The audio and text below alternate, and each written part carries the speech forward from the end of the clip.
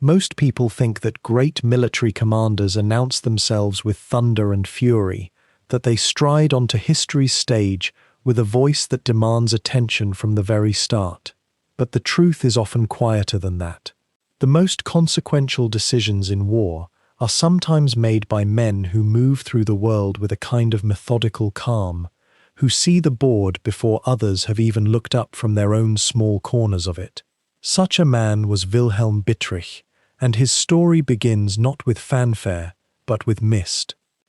Picture, if you will, the Dutch countryside in the autumn of 1944, the fields near Arnhem, the gentle rolling terrain that slopes toward the Rhine, are shrouded in a thin haze that rises from the earth each morning and lingers through the quiet hours before noon. These are not dramatic landscapes. They are modest, almost humble, small farms with neat boundaries, tree-lined roads that meander without urgency, villages where the church spire is often the tallest thing on the horizon. The sky here seems broader than elsewhere, as though the flatness of the land has taught the heavens to stretch themselves out with patience. If you had walked these fields decades after the events we are about to explore, you would have found little physical evidence that anything momentous had ever occurred. The soil remembers, perhaps, but the surface has smoothed itself over, as earth does. Grass grows green over old scars. The birdsong returns.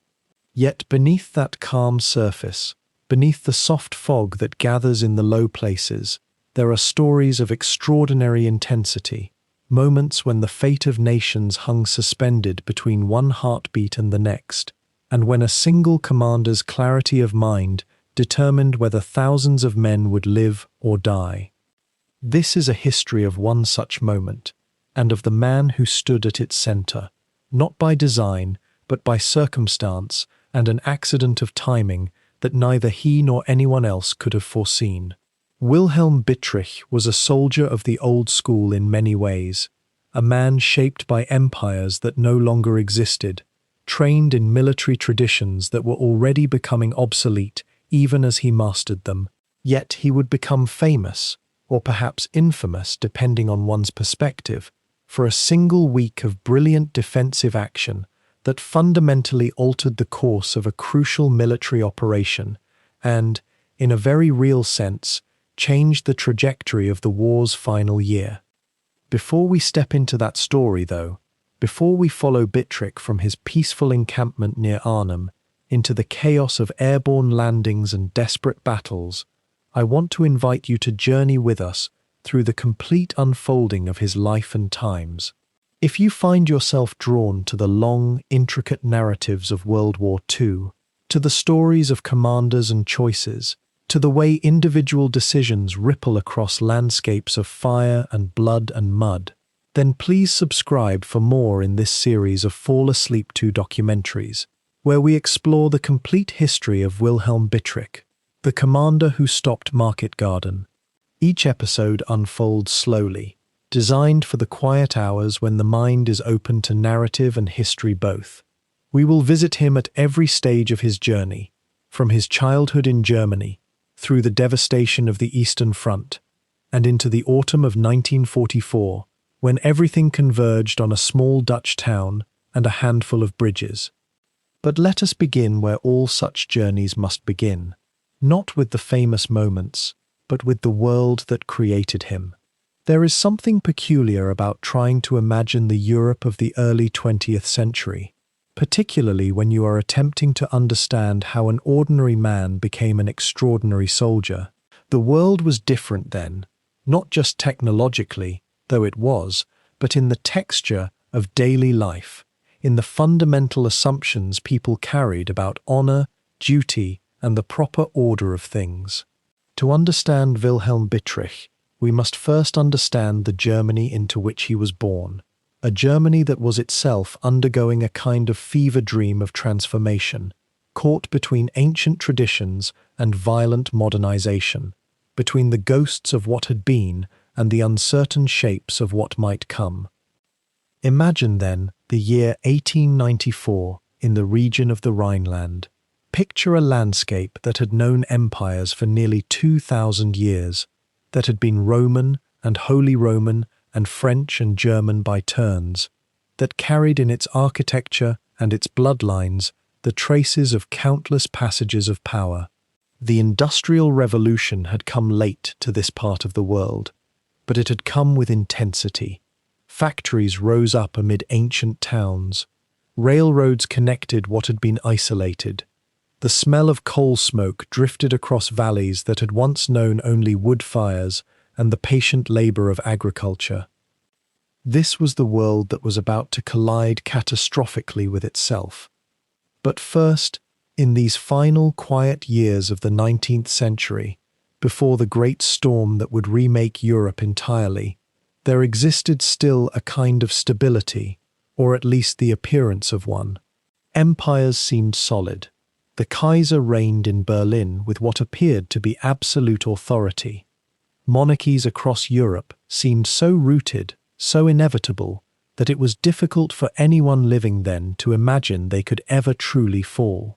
The social order seemed written into the nature of things. There were those born to rule and those born to serve, those with rank and those without, and this had been so for so long that it seemed as natural as breathing. Yet under the surface, things were beginning to shift. Nationalism was rising, more fierce and less content than it had been in the previous century. Industrial power was creating new classes of people, new sources of wealth, and new concentrations of it. The military establishments of Europe were growing, becoming more mechanized, more driven by theory and technical innovation. Weapons were becoming more efficient at doing what weapons do. The old ways of warfare, honored and ritualized though they were beginning to look archaic. The powder was being piled higher and higher in the magazine of Europe. No one yet understood how catastrophically it would explode. And into this moment, into this particular place and time, on December 24th, 1894, Wilhelm Bittrich was born. A child arriving on Christmas Eve, in a middle-class German family, with no particular indication that this particular birth would matter to anyone beyond his immediate circle. His father was a judge, a respectable man of the professional classes. His mother came from a background of some means. The family was Protestant, educated, rooted in the professional traditions of the German state. They were the sort of people who believed in order, in discipline, in the proper fulfillment of one's duties to family and to the greater community. What could be more ordinary, more unremarkable than such a beginning? And yet, what could be more characteristic of the great tragedy that was about to unfold? The men who would reshape the 20th century into something unrecognizable were not demons or monsters arriving with visible horns. They were born into ordinary families, educated in ordinary schools, taught the values and assumptions of their particular time and place. They were shaped, as we all are, by the world around them, by the expectations that were laid upon them, by the historical currents that moved beneath the surface of ordinary life like a hidden river. Wilhelm Bittrich's early life is, in almost every respect, the picture of a respectable German childhood. There are few accounts of remarkable precocity or unusual gifts. He was a boy like many other boys of his class, educated, disciplined, taught to respect authority and to understand himself as part of a great historical tradition. He would have learned his history, the great story of German unity and German power that had been woven into the fabric of German education. He would have learned to see duty as the highest calling, obedience as the foundation of order, and the state as something worthy of the highest devotion. These were not evil lessons. They were the lessons that millions of boys in millions of places have learned, lessons about responsibility and order and the importance of finding one's place in a larger whole. But they were lessons being taught in a particular moment, in a particular place, with particular shadows falling across them. The world was preparing something vast and terrible, and a generation of German boys, Wilhelm Bittrich among them, were being quietly readied for their role in it, though no one yet knew what that role would be. The mist that gathers over the Dutch countryside near Arnhem in the autumn morning seems to carry with it all of this history. It is as though the fog itself remembers the worlds that came before, the certainties that evaporated, the young men who stepped forward into machine gun fire and artillery barrages, guided by training and duty and the unquestioning acceptance of order. It remembers the commanders who had to make impossible choices under impossible circumstances, who had to balance humanity against military necessity, who had to live with decisions that meant others would not live at all. Wilhelm Bittrich would become such a commander. But to understand how, we must first follow him backward through time, to see the world that shaped him, to understand the currents that carried him from that respectable middle-class childhood toward his role as a major player in one of the most dramatic weeks of the Second World War. We must walk with him through the Great War, which would destroy the world of his youth and create something darker in its place. We must follow him through the troubled years of the Weimar Republic, when Germany seemed to be tearing itself apart from within.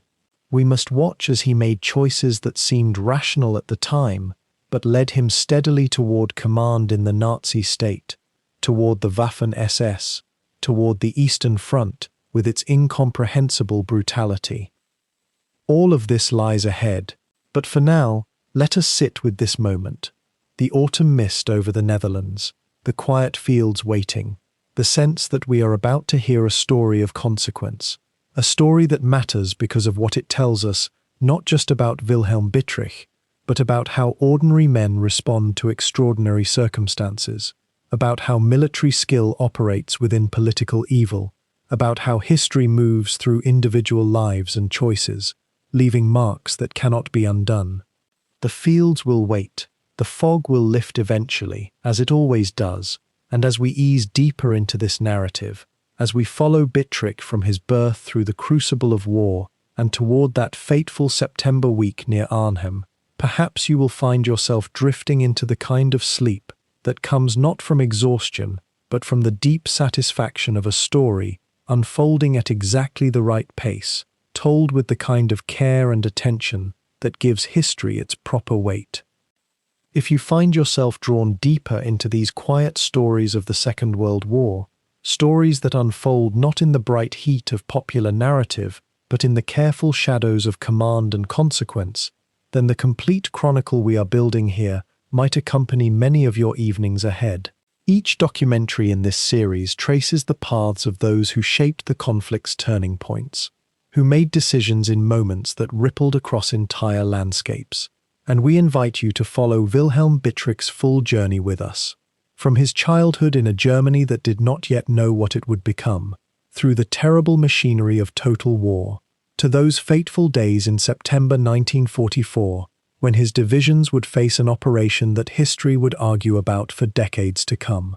Subscribe now if the texture of these stories calls to you, if you wish to drift through the complete tapestry of how one man navigated impossible choices within an impossible system, how leadership and conscience sometimes bent toward each other in the darkness, and how a small corner of the Dutch countryside became the stage for one of the war's most pivotal and haunting confrontations.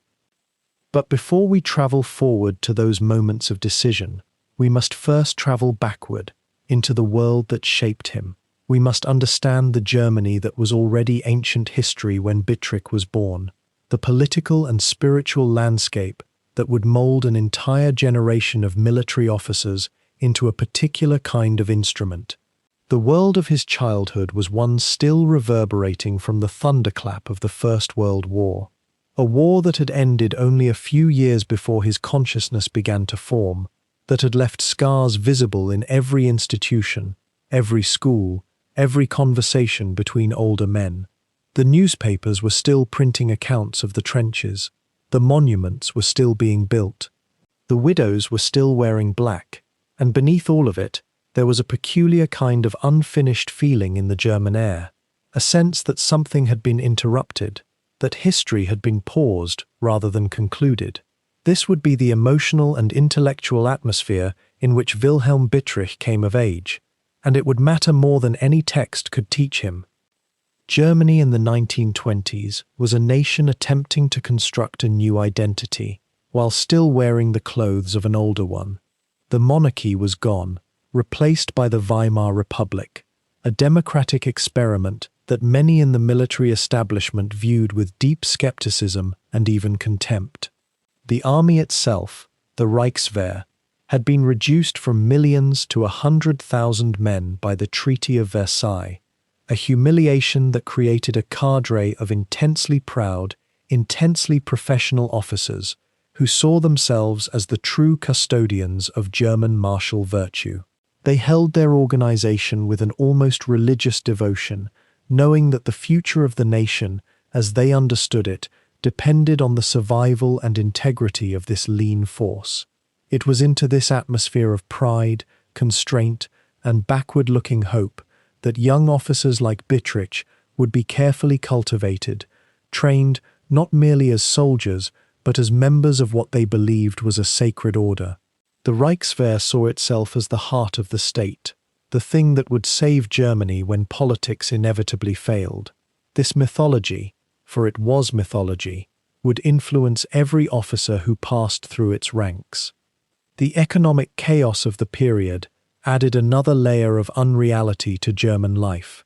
The currency collapsed, fortunes evaporated, the middle class, that great reservoir of stability and education, found itself suddenly impoverished in ways that shattered confidence in the old structures. Fathers who had been comfortable found themselves unable to provide for their families. The ground beneath German society felt perpetually unstable, as if some final catastrophe was always just around the corner, waiting to strike. This background of economic vertigo and social anxiety would matter profoundly when the political radicals of the 1930s began to offer simple answers to complex questions. Men and women who had lived through the chaos of these earlier years often found themselves more susceptible to promises of order, of national renewal, of a return to supposed greatness.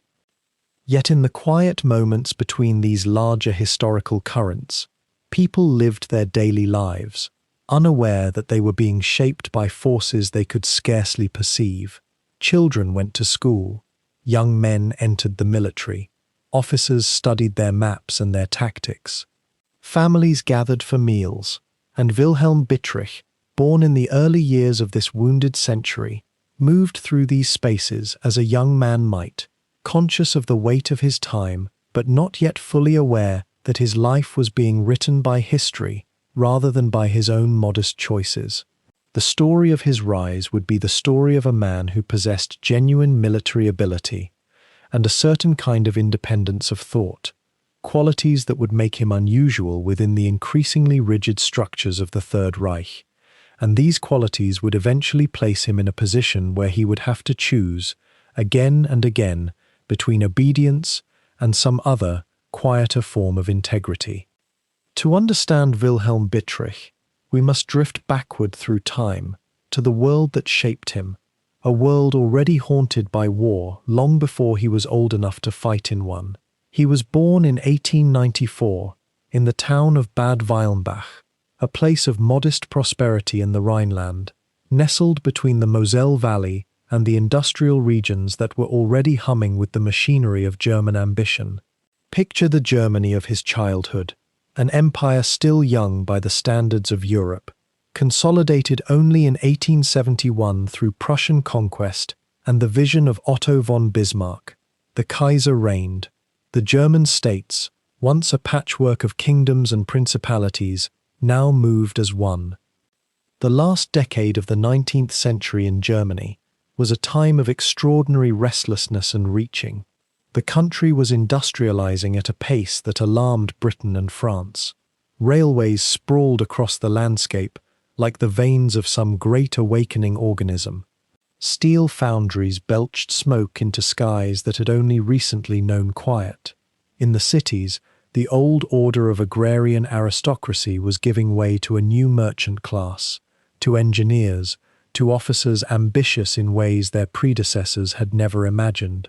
And threading through all of this was a peculiar anxiety, a sense that the old European order was fracturing, that war, somehow, was inevitable. The rulers of Europe seemed to sense it. The alliances hardened. The arms races accelerated. The diplomatic language grew sharper. For a boy born in 1894, the world around him was one of contradiction. German schools were teaching discipline and duty alongside newer ideas about science and progress. The Prussian military tradition, which had dominated German culture for centuries, remained the highest calling a young man could pursue. Officers were the ruling elite, the guardians of national honor.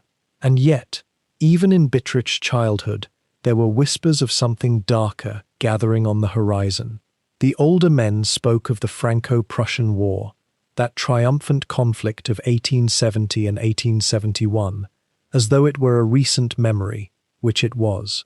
The heroes of that war, the great generals, were still living, still commanding influence, still teaching the younger generation that Germany's destiny lay in military supremacy. The Rhineland itself, where Bittrich spent his formative years, was a region thick with military significance. It was the frontier, the contested border with France, the place where German and French interests collided most directly. Fortresses rose from the landscape. Garrison towns thrummed with the presence of soldiers. A young boy growing up in such a place absorbed a certain inevitability about military life.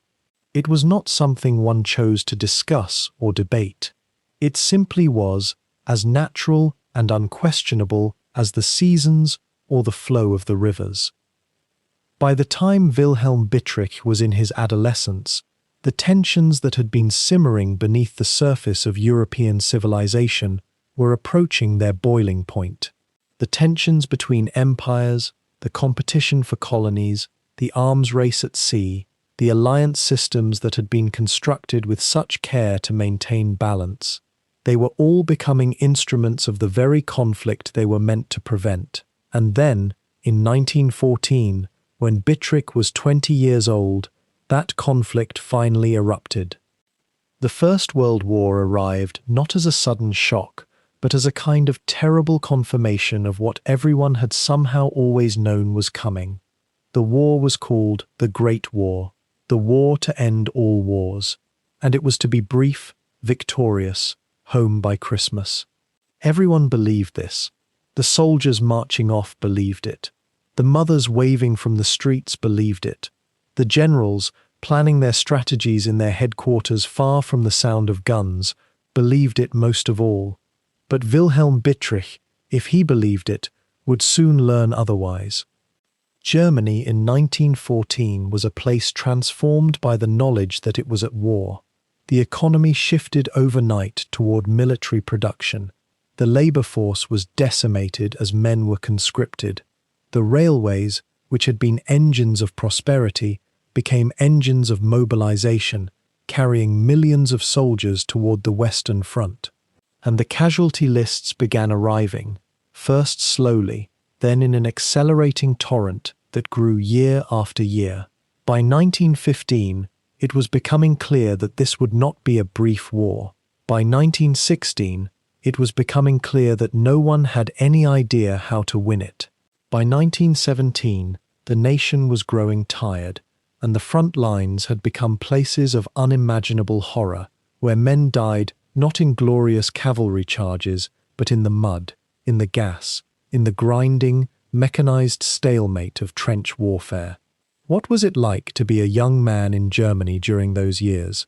To watch the empire that seemed so powerful, so inevitable in its superiority, begin to strain under the weight of a war it could not win. The shortages began. Food became scarce. The winter of 1916 to 1917 was bitter, and many civilians died of hunger. The newspapers still promised victory, but fewer people believed them. The Social Democrats began to agitate for peace. Strikes broke out in the munitions factories. The old Prussian order that had seemed so eternal, so unchangeable, was beginning to crack at its foundations. And through all of this, the war itself ground onward. Millions of men, including eventually Wilhelm Bittrich, were caught up in its machinery. The front lines barely moved. The casualty counts rose without apparent purpose. The generals, unwilling to admit that their strategies had failed, simply threw more men into the same failed attacks, hoping that somehow, through sheer weight of numbers and will, they could achieve the breakthrough that had eluded them for years. The final years of the First World War, from 1917 onward, were years of desperation in Germany. The revolution in Russia in 1917 had removed Germany's enemy from the east, but it had also shaken the foundations of German society. If the workers of Russia could overthrow their Tsar and their entire social order, could the same thing happen in Germany? The fear of Bolshevism, of radical revolution, began to grip the German ruling classes. It would be a fear that would have profound consequences for the next generation, the generation of which Wilhelm Bittrich was a part. The shadow of the First World War stretched long across Germany's future. Those who survived it, who endured the trenches and the gas and the endless slaughter, were changed by what they had witnessed. They had seen the old order fail. They had seen promises of glory reduced to mud and death. They had seen society fracture under the strain of total war. And they had come home to a Germany that no longer looked or felt like the empire they had left behind.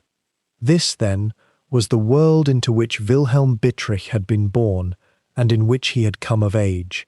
A world of imperial confidence giving way to exhaustion, of certainty collapsing into confusion, of traditions that had lasted centuries suddenly seeming fragile and temporary. The fog of the early 20th century, as it descended over Germany and Europe, would shape everything that followed for men of his generation.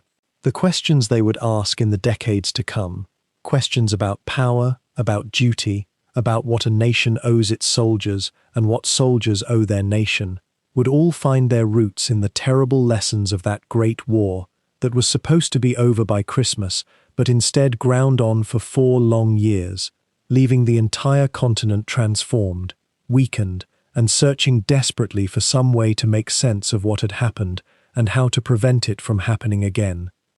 The boy who would become Wilhelm Bittrich entered the world on March 26, 1894, in Bad Wünnenberg, a small town in the Rhineland region of Prussia, a place of no particular historical significance, the sort of town where the rhythm of life moved with the seasons, where families had names etched into the local registry for generations, where ambition took slower, quieter forms.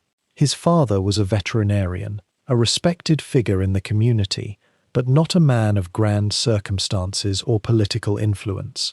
The Bittrich household occupied that comfortable middle distance of German society that characterized so much of the educated professional class in the waning decades of the 19th century.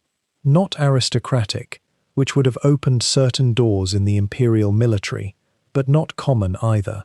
There was steadiness here, there was order, there was the expectation that a son would follow some respectable path, that education would matter, that discipline and duty were virtues to be cultivated almost as naturally as one learned to read. Wilhelm was the youngest of several children, and in the photographs from those early years, grainy, faded now like everything from that distant era, he appears as children of that class typically did, formally dressed even in childhood, with a slight, serious expression that might have been simply the nature of having to sit still for the camera, or might have been something else entirely. We cannot know. The earliest accounts of his life come from much later, when men's memories of childhood had been filtered through decades of experience, through war, through the weight of consequence.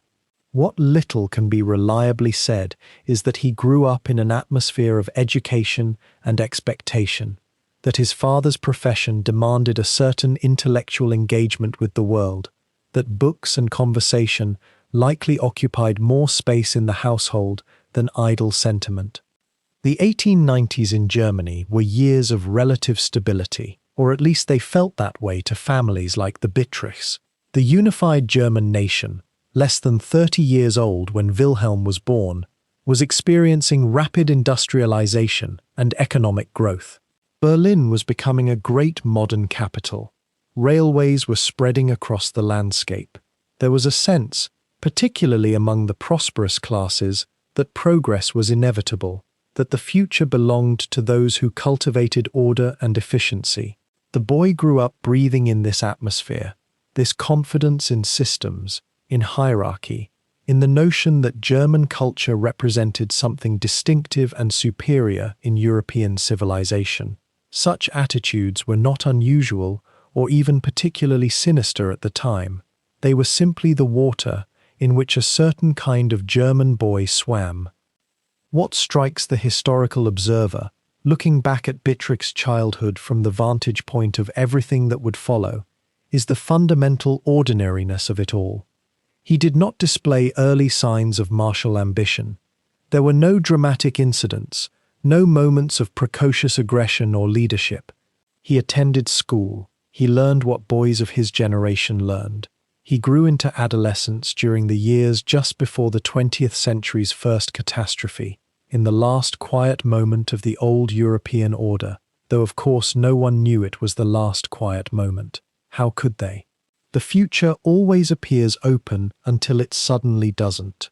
The Bittrich family was Protestant, which mattered in the geography of German religious division, though perhaps less than it might have in other contexts. They were integrated into their community, respectable without being prominent. There were relatives scattered across the Rhineland, connections to other professional families, the sort of modest social network that gave a young man of adequate education and appropriate bearing access to the institutions and opportunities available to his class. Wilhelm would have expected, or been expected, to continue in some respectable direction, perhaps studying law, or engineering, or medicine, perhaps eventually entering the civil service or maintaining the family's intellectual respectability through some form of professional work. The military, while certainly not beyond the realm of possibility for a young man of his background, was not yet the obvious destination it would later become. But circumstances, as they often do in history, would push him toward a doorway he had not initially intended to enter. The question, really, is what in those quiet, formative years prepared him for the person he would become? Was there something in his character, some particular combination of intelligence and reserve, of capacity for discipline and unexpected independence, that made him susceptible to the particular role history would ask him to play? Or was he simply an ordinary young man into whose hands extraordinary circumstances would place extraordinary decisions? The honest answer is that we cannot know with certainty. We can only observe that the child grew into the man, and the man grew into the commander, each stage following naturally enough from what came before, until finally he stood in that misty Dutch countryside with paratroopers descending from the sky and very little time to think about how he had arrived at that moment. What we do know is that by his adolescent years, as the 19th century drew to a close and Europe stood poised on the threshold of transformation, Wilhelm Bittrich had developed a reputation among those who knew him as intelligent, capable, and possessed of a certain reserve that kept others from knowing him entirely. He was academically accomplished. He was physically adequate without being remarkable. He gave little indication of the intensity or the independence of mind that would distinguish him later, but perhaps such qualities were already there, waiting, like so much else in those final years before the old world was torn apart. The world that opened before young Wilhelm Bittrich in the years after his childhood was one of rigid certainty and unspoken pressure. In the Germany of the early 1900s, the military was not simply a career path for a young man of his class and bearing. It was almost a natural continuation of everything his family had prepared him for. The Prussian tradition ran deep, not as mere sentiment but as something woven into the very fabric of daily life, a cultural gravity that pulled capable young men toward uniform and discipline as surely as water finds its way downward. When Bittrich came of age, the Imperial German Army stood at the height of its international reputation. It was regarded, quite reasonably at that time, as the finest military institution in Europe, a machine of remarkable efficiency, advanced thinking, and institutional pride. The Great War had not yet begun to reshape that estimation. In those relatively stable years of the early 1900s, the German General Staff represented the cutting edge of military science, and to be accepted into that system, even at its lower ranks, was to become part of something that felt enduring and consequential. Can you imagine how that must have felt to a young man with Bittrich's background?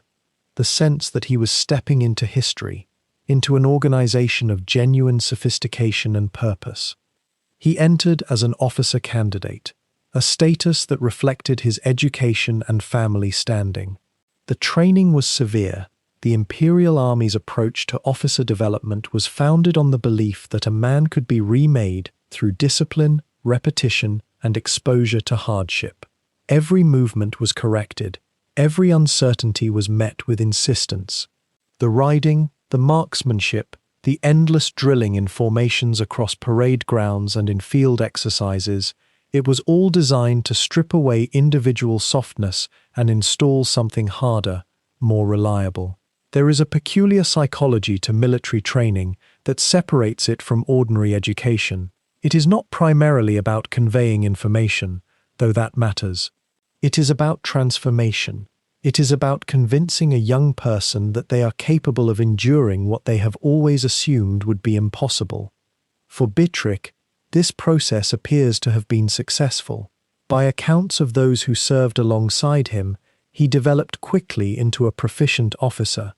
He had the physical bearing the system valued. He possessed, it seems, a natural capacity for concentration and tactical thought. But more importantly, perhaps, he developed what might be called a practical independence of mind, a quality that would distinguish him throughout his career. Even as a junior officer, he did not simply absorb doctrine and regurgitate it. He questioned, carefully and privately, the assumptions behind what he was being taught.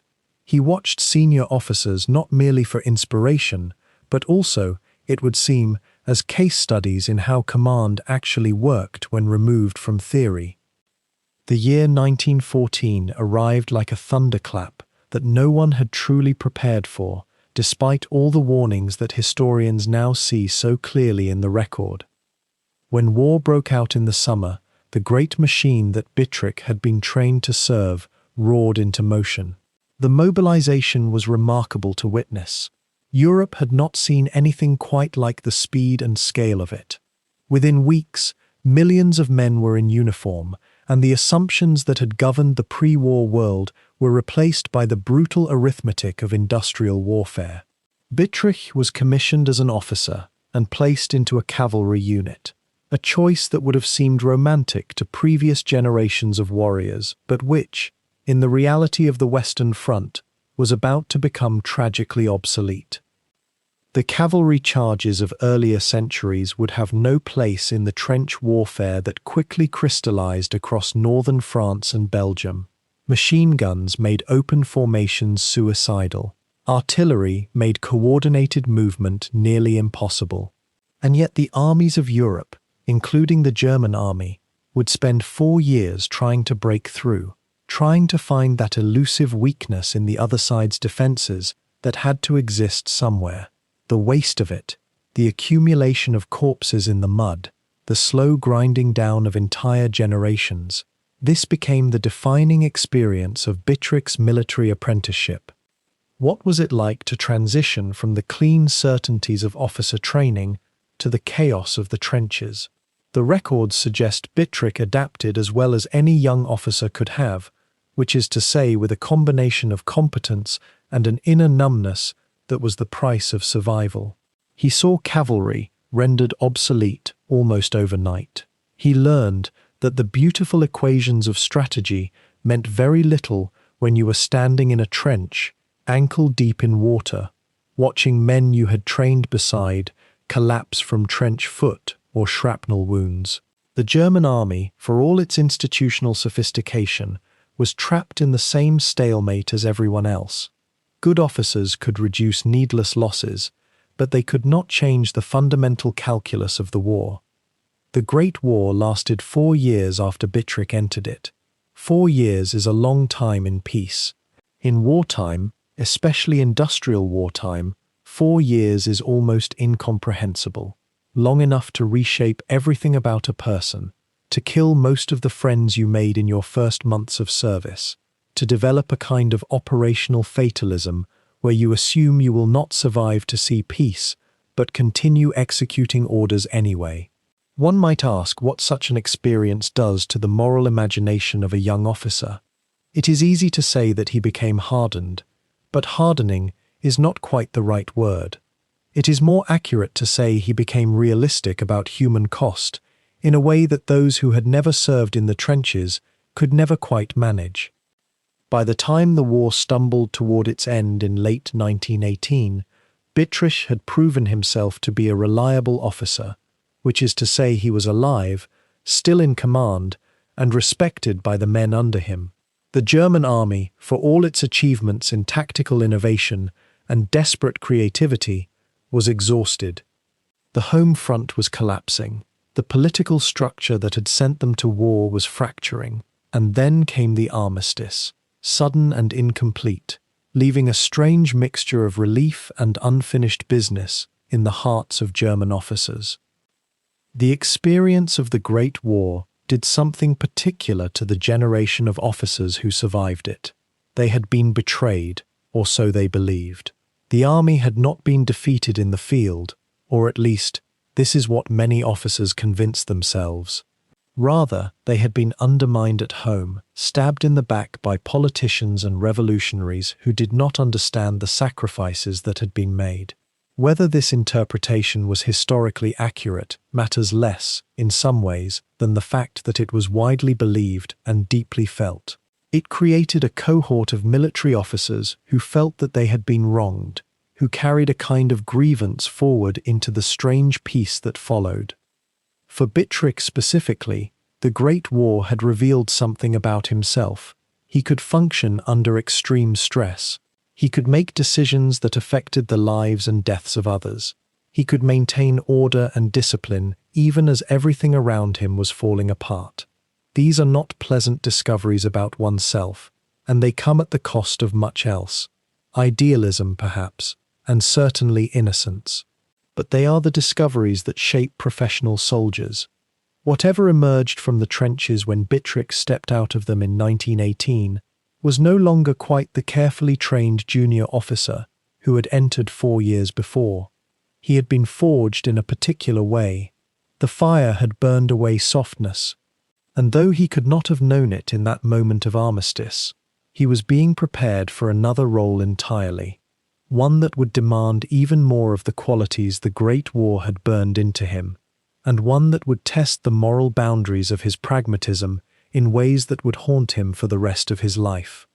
The armistice of November 1918 did not end Germany so much as suspend it in a kind of waking dream, or perhaps a nightmare from which the nation could not quite wake.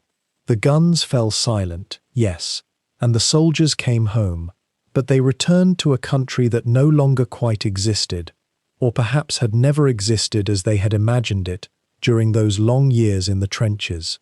Wilhelm Bittrich was among them, a young officer stepping back into a civilian world that had fundamentally transformed while he had been away, and that transformation would shape not only his life, but the lives of an entire generation of restless, displaced men in uniform.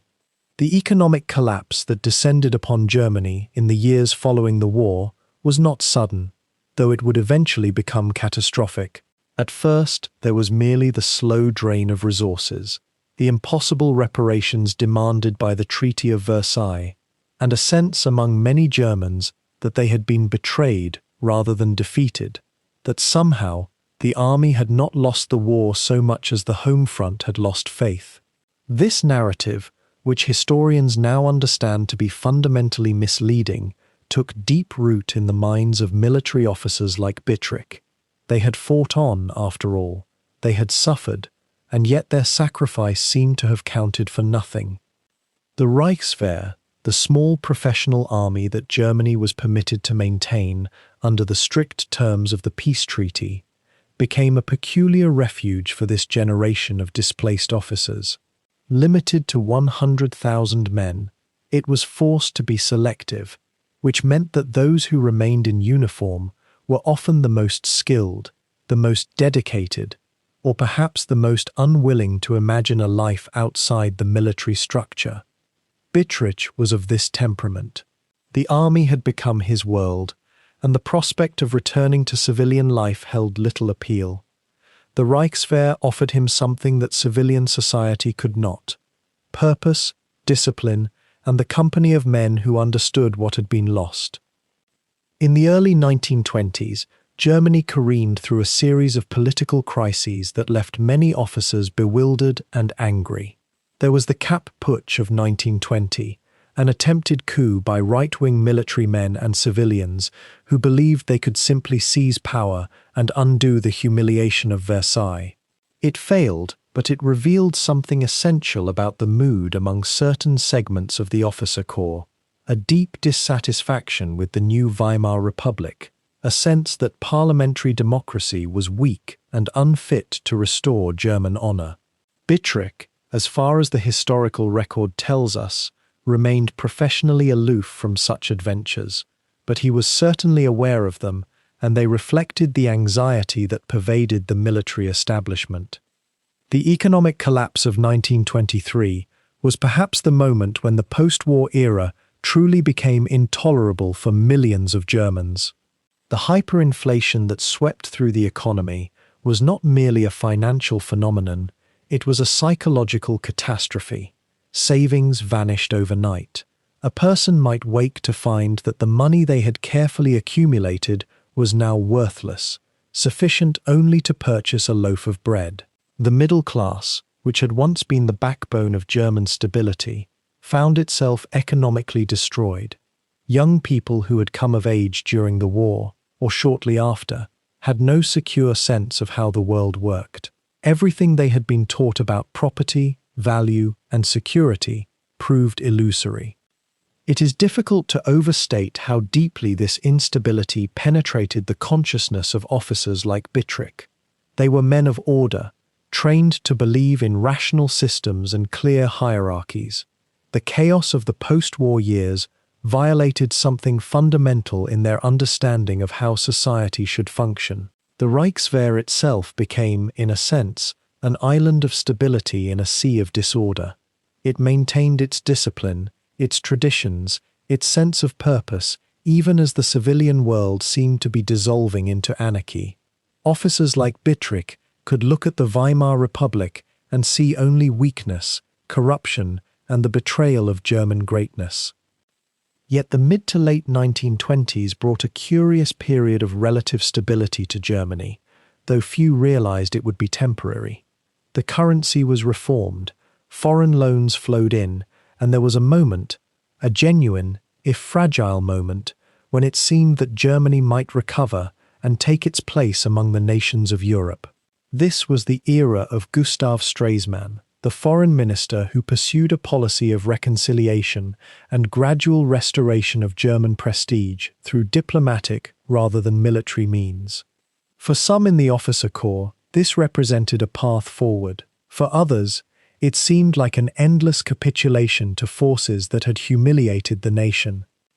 Bittrich, during these years, was advancing through the ranks of the Reichswehr with a steady competence that suggested he was a soldier of genuine ability and professional integrity.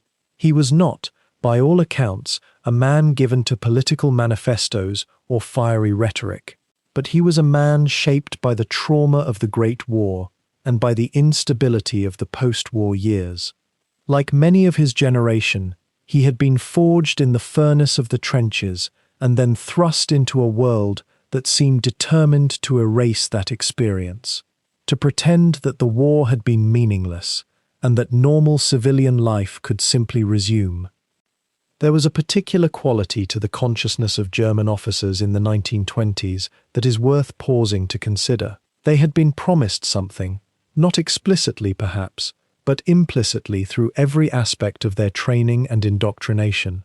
They had been told that they were the guardians of German greatness, that their service meant something, that sacrifice in war was the highest calling, and yet the war had ended in what many experienced as defeat, or at best, as a meaningless exhaustion that solved nothing. The civilian world seemed to reject the values they had been taught to hold sacred. Democracy appeared weak. The parliament was filled with men who had not fought, who did not understand the realities of war or national honor. Into this psychologically and politically turbulent environment, a generation of young officers matured. They were neither the old imperial officer corps, shaped by Prussian traditions stretching back centuries, nor were they yet the men who would make their names in the Second World War. They were in between, caught in a peculiar historical moment, and they were restless. They read military theory voraciously. They experimented with new tactics, new technologies, new ways of thinking about warfare, but they also nursed grievances and harbored resentments that would become increasingly dangerous as the decade wore on. The late 1920s saw the emergence of what might be called a modernizing faction within the Reichswehr. These officers believed that Germany, though constrained by the Versailles Treaty, could nevertheless prepare itself for the future through rigorous study and innovation. They developed new theories of mechanized warfare. They cultivated secret relationships with the Soviet Union to circumvent the treaty's restrictions on military development, and they created a culture of professional excellence within the army that would, in retrospect, prove to be both admirable and terrible. It was a culture that valued competence above all else, and that created a certain ethical blindness, a willingness to serve whatever political master might arise, provided that master recognized military excellence and provided the resources to pursue it. Bittrich was part of this modernizing trend, though the historical records do not suggest that he was among its most ideologically driven members. Rather, he appears to have been a man who simply excelled at the work he was given, who absorbed the new thinking about military organization and tactics, and who advanced because he was clearly competent and reliable. This is, in many ways, a more ordinary story than that of the political revolutionaries and ideological zealots who would eventually dominate the narrative of the period. Yet, ordinariness can be deceptive. Men like Bittrich, who were simply doing their jobs professionally and well, would eventually find themselves serving one of history's most catastrophic regimes, not because they were uniquely evil or visionary, but precisely because they were competent professionals who did not ask uncomfortable questions. As the 1920s drew to a close, the period of relative stability began to unravel.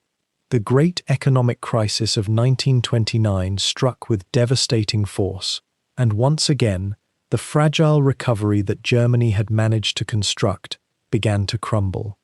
Unemployment soared, the loans that had sustained the economy dried up, and in the political realm, extremist parties began to gain traction in ways they had not since the early 1920s. The Nazi Party, which had seemed like a marginal and even somewhat ridiculous movement in the mid-1920s, began to gain adherents and resources. The Communist Party grew as well. The centre, represented by the moderate parties of Weimar, seemed increasingly unable to maintain control. It was into this atmosphere of mounting crisis that officers like Bittrich navigated their professional lives. The Reichswehr remained, formally, above politics. Its officers were sworn to serve the Constitution and the Republic, yet many of them viewed the Republic with contempt, and they harbored deep doubts about whether parliamentary democracy could ever restore Germany to greatness. As the economic crisis deepened and political violence increased, a certain fatalism began to pervade the officer corps. Men like Bittrich could see that something was coming, that the world they knew was about to change fundamentally, and yet there was very little they could do to prevent it, or even to fully understand what form the change would take. The interwar years, then, had created in men like Wilhelm Bittrich a particular psychology, a combination of professional excellence and technical competence married to a profound political alienation from civilian society. They were men who had been taught to serve the state, to be tools in the hands of political leadership, to perfect their craft without questioning the purposes to which that craft might be put. The stage was being set, though few could have fully recognized it at the time, for a regime that would value precisely these qualities: competence, loyalty, and a certain studied blindness to the moral implications of one's work. The Reichswehr of the 1920s was a peculiar institution, a military that existed almost in defiance of its own constraints.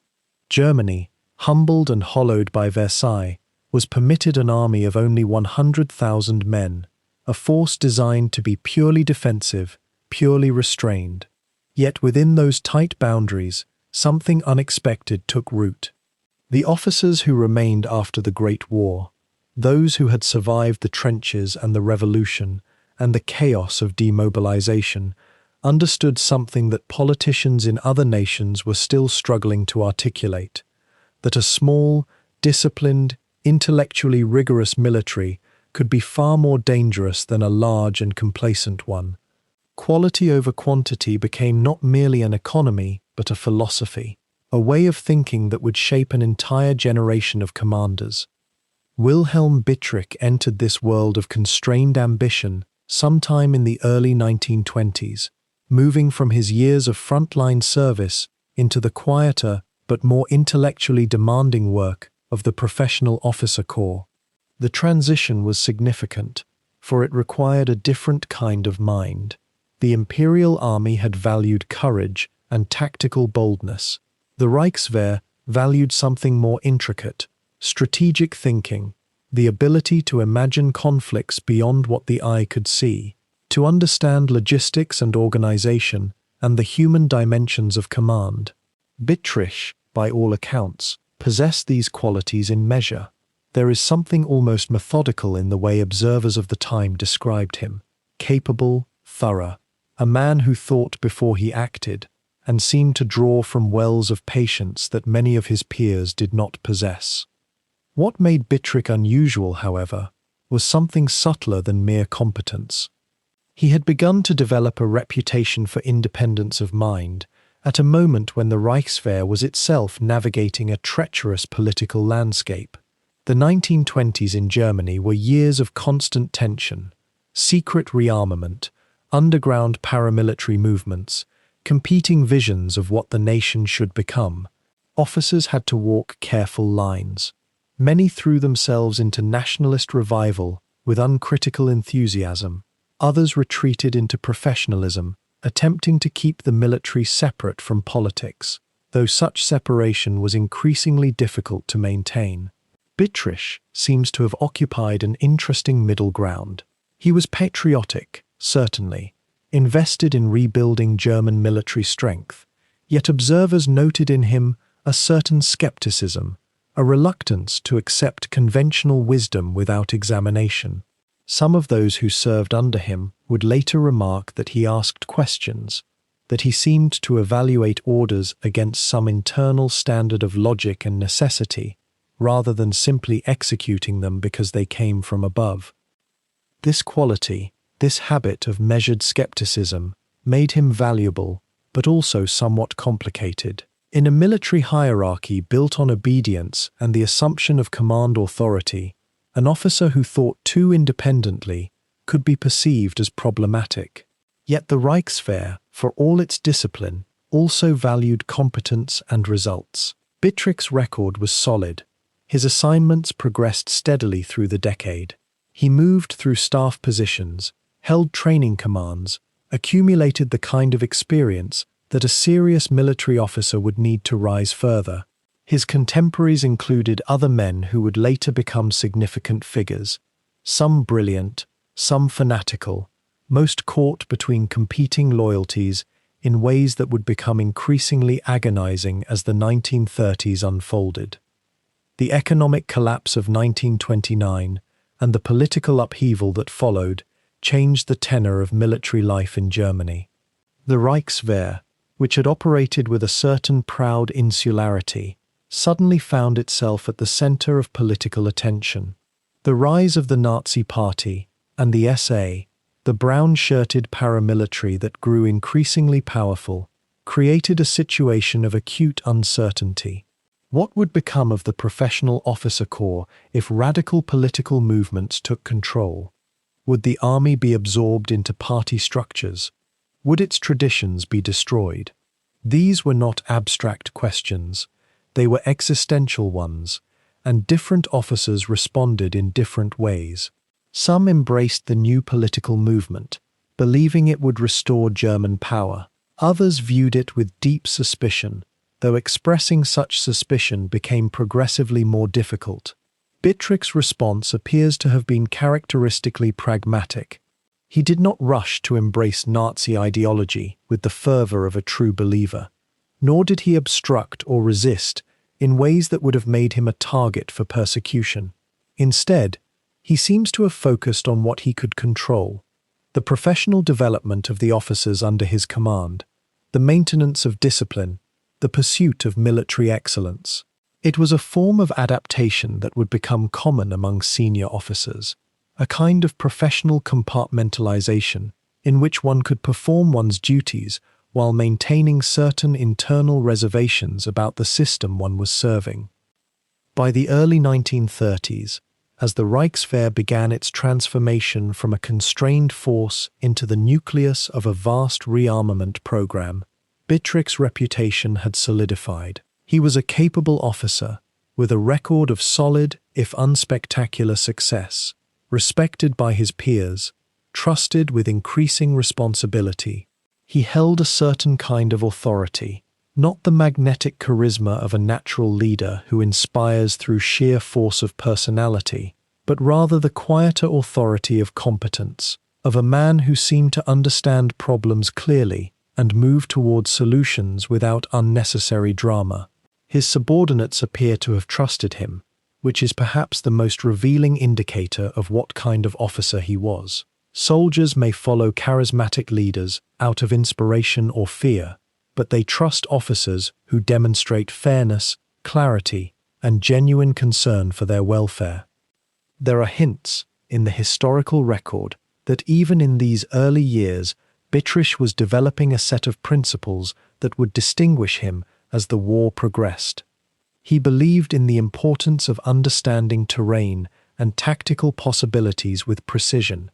He believed that soldiers performed better when they understood the purpose of their actions. He seemed to care, in ways that were not necessarily universal among his contemporaries, about the lives under his command. Whether these beliefs were actively held throughout the Nazi years, or whether they were refined and strengthened by the terrible experiences to come, remains somewhat uncertain. What we can say is that by the time the 1930s were drawing to a close and war was looming on the horizon, Wilhelm Bittrich had become the kind of officer the German military valued: steady, professional, capable of independent thought, but able to function within a hierarchy, and fundamentally committed to his craft. How such a man would navigate the moral and practical complexities of the coming years remained, of course, entirely unknowable to him then, as darkness gathered over Europe, and the choices that would define his life were still in the future. By the early 1930s, Germany's military landscape was shifting like sand through an hourglass, and Wilhelm Bittrich found himself standing at a peculiar crossroads. The Reichswehr, that carefully constructed constraint on German rearmament, was beginning to unravel. The world had agreed, in treaties and protocols, that Germany would remain a second-rate military power, but the architects of German policy were already imagining otherwise. And within this slow, dangerous reimagining, there emerged a question that would prove fateful for Bittrich. What role might aviation play in the coming years, and who should be trained to command it? The transition came with a kind of sideways inevitability. After his years as a ground officer, moving through the ranks with steady competence and that unusual independence of mind that had begun to define him, Bittrich received orders to transfer into the Luftwaffe. It was not a demotion, nor was it a spectacular promotion. It was, rather, a professional evolution, the sort of lateral move that ambitious officers sometimes experienced when the military leadership decided your particular skills might be useful elsewhere. The Air Force was new, or nearly so, still being shaped and molded by men who were themselves learning what it meant to command 3 dimensions instead of 2. One might imagine the frustration of such a reassignment. Here was a man who had built a reputation in ground command, who understood the mechanics of infantry and cavalry, who had earned the respect of soldiers through proven capability in the field. And now he was being asked, in essence, to become a student again, to learn the language of aviation, to understand how aircraft moved through space, how they could strike from above, how their logistics differed entirely from those of conventional armies. It required a certain humility, and perhaps a certain confidence in one's own adaptability. The 1930s were a time when aviation itself was still a romantic, somewhat uncertain enterprise. Aircraft were becoming faster, more reliable, more lethal. The Spanish Civil War, that grim rehearsal for the larger conflict to come, would soon demonstrate what air power could accomplish when unleashed against an unprepared civilian population. But in the early years of the decade, when Bittrich made his transition, the full implications of this technological revolution were still being worked out in offices and flight schools and design bureaus across Europe. Germany was particularly hungry to understand aviation, having been forbidden from possessing an air force for more than a decade after the Great War. The catch-up was urgent, almost desperate in its intensity. Bittrich's years in the Luftwaffe were spent largely in staff positions. This was where his analytical mind, his capacity for detailed planning, his willingness to think through problems from multiple angles, became invaluable. He was not being trained to be a pilot. The Luftwaffe had plenty of young men eager to fly. What it needed were officers who could translate strategic vision into operational reality, who could understand how air forces integrated with ground forces, who could think about supply chains and personnel rotations and the 1,000 small logistical puzzles that keep an air force operating. These are not glamorous tasks. They do not appear in dramatic wartime accounts, but they are the skeletal framework upon which all military effectiveness depends. During this period, Bittrich would have studied the doctrines being developed by the German General Staff. He would have observed, however distantly, the experimental squadrons being formed, the first modern aircraft rolling off assembly lines, the debates about how many fighters versus bombers Germany should build. He would have learned to read maps, showing not just terrain, but also airfields and fuel depots and aircraft repair facilities. He would have developed, over the course of several years, a more sophisticated understanding of how military power could be projected not just across landscape, but across sky. There is a certain patience required in such work. The Luftwaffe was growing, yes, but growth required foundation, structure, planning. One did not simply create an air force of thousands of aircraft overnight. One built it, piece by piece, training cadre by cadre, establishing protocols and procedures, learning from other air forces what worked and what did not.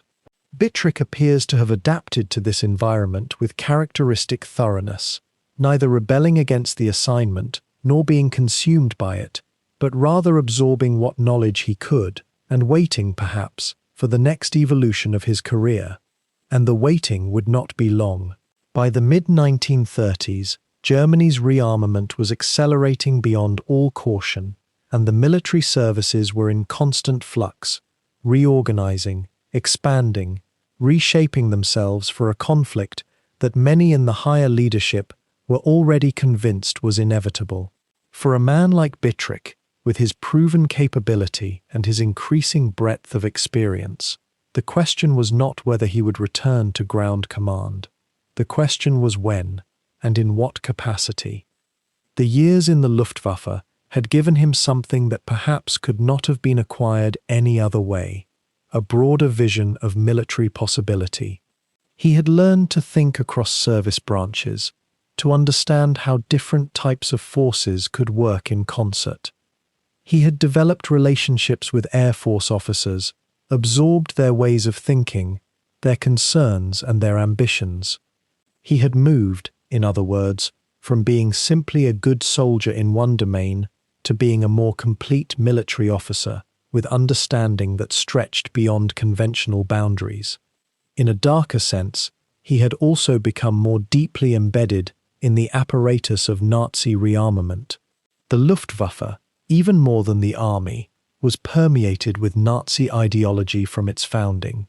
It bore the fingerprints of Hermann Göring, that flamboyant and ultimately tragic figure whose control over the Air Force made it in some ways more explicitly aligned with the regime than even the army itself. To be a rising officer in the Luftwaffe in the 1930s was to be swimming in waters where ideological commitment was expected, where the regime's aims were treated as self-evident truth, where caution or skepticism about the future was unspoken if it existed at all. The experience left marks, no doubt. By the time Bittrich would finally return to command ground forces, he would have been shaped not just by his immediate superiors, but by the entire military-industrial complex of Nazi Germany. He would have absorbed, whether he fully believed it or not, the language of this enterprise. He would have learned to navigate its politics, its hierarchies, its curious mixture of technical rationality and ideological fervor. The question of how deeply such embedding changed his thinking and his moral calculus is one that historians continue to debate with some difficulty, for these are not questions that admit of simple answers. But for now, in the mist of the 1930s, Bittrich was learning his trade in new surroundings, proving his capability in new contexts, gathering the kind of comprehensive military knowledge that would serve him, for better or worse, in the conflicts that were rushing toward Europe like a gathering storm. The 1930s brought a peculiar expansion to the structure of German military power, one that would eventually splinter the very foundations of command authority in ways that officers of the old Reichswehr, like Bittrich, found deeply troubling. The Nazi Party had always maintained its own paramilitary apparatus, the Sturmabteilung, the Schutzstaffel, separate from the regular army, and as Hitler consolidated power, these organizations began to claim territory within the military itself. By the mid-1930s, the idea took formal shape: an armed SS, a Waffen-SS, that would operate according to both military necessity and the ideological fervor that defined the regime.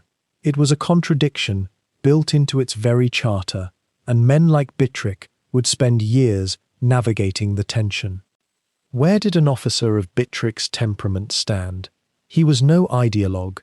His reputation in the Reichswehr had been forged through competence and a certain intellectual distance from politics, a luxury that became harder to maintain as the machinery of the Third Reich tightened around all of German life.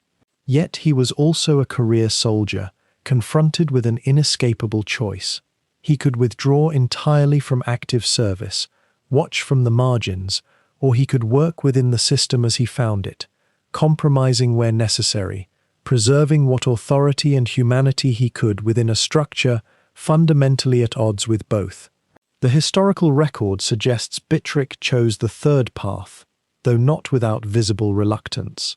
In 1940, Bittrich transferred to the Waffen-SS. The reasons are worth pausing over, because they reveal something essential about how ordinary, competent men could become entangled in extraordinary institutions. The transfer came at a point when the Waffen-SS was still, in some sense, building itself, establishing standards, seeking officers who could professionalize its command structure. Bittrich's record was precisely what they needed: a man with full Wehrmacht experience, tactical training, and a reputation for thoughtful soldiering. There may have been an element of compulsion, the awareness that refusing such an opportunity could mark a man as unreliable to the regime. There may also have been the mundane calculation of a career officer seeking advancement and prestige. The Waffen-SS divisions were being equipped well, armed generously, given roles of importance. A capable officer could build something substantial there.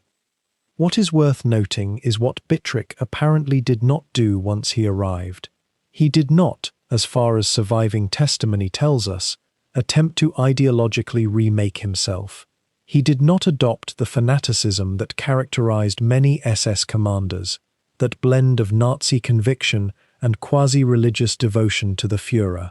He became what might be described, with a certain historical gentleness, as a pragmatist within an ideological organization, a man who accepted the political framework in which he worked while maintaining his own internal boundaries, his own sense of professional standards and duty to his men. This sort of stance was possible, though always precarious. The Waffen-SS in its early years was not monolithic. It contained true believers, certainly, men who had joined because they embraced the party's racial and political mission, but it also contained officers and soldiers who had joined for reasons ranging from coercion to careerism to the simple fact that it was, after all, a military organization engaged in the defense of the Reich as they understood it. The ideological apparatus was present, undeniable. The indoctrination, the emphasis on fanatical loyalty, the explicit connection to Nazi racial theory, but the mechanisms of military organization, the requirements of actual combat, the practical needs of leadership, created spaces where a man might work in a relatively professional manner. Bittrich seems to have occupied that space. There are accounts from subordinates and fellow officers who recall him as austere, demanding but fair, someone who concerned himself primarily with the competence of his men rather than their ideological fervor.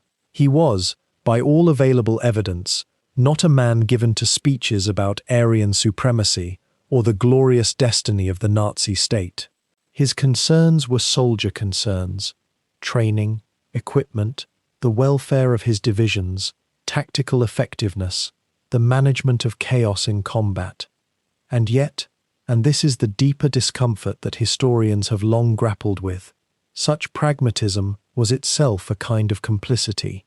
By choosing to work within the Waffen-SS system, by achieving excellence within it, by becoming one of its most respected commanders, Bittrich lent credibility to an organization whose very purpose was to serve the regime's expansionist and genocidal aims. The Waffen-SS, despite its professional military qualities in certain respects, was not merely another army. It was, from the beginning, designed as an instrument through which Nazi ideology would be militarized and deployed. The question of what a decent man could preserve of decency within such a system was never fully answerable. There are scattered reports. They must be handled carefully, as wartime testimony is often unreliable and shaped by post-war narratives, suggesting that Bittrich occasionally intervened to protect prisoners, to enforce some restraint in the treatment of civilians. Some accounts describe him as the kind of commander who would reprimand men for excessive brutality, who maintained certain standards of conduct even in the brutalized warfare of the Eastern Front. Whether these accounts are fully accurate or represent a retrospective desire to locate some grain of humanity in a compromised figure remains, perhaps, unknowable. What we can say is that Bittrich's reputation among those who served under him, even decades after the war, tended to be more favorable than that of many fellow SS commanders, a distinction that speaks to something real, even if its exact moral weight remains contested. The formation of the SS divisions, including the ones Bittrich would eventually lead, also coincided with a transformation in German military thinking. The Wehrmacht and the Waffen-SS competed for resources, for prestige, for Hitler's attention.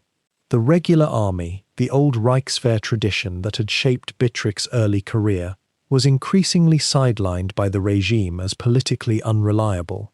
The Waffen-SS, by contrast, seemed to embody the new National Socialist military ideal: young, ideologically motivated, willing to fight with the fanaticism that Hitler demanded.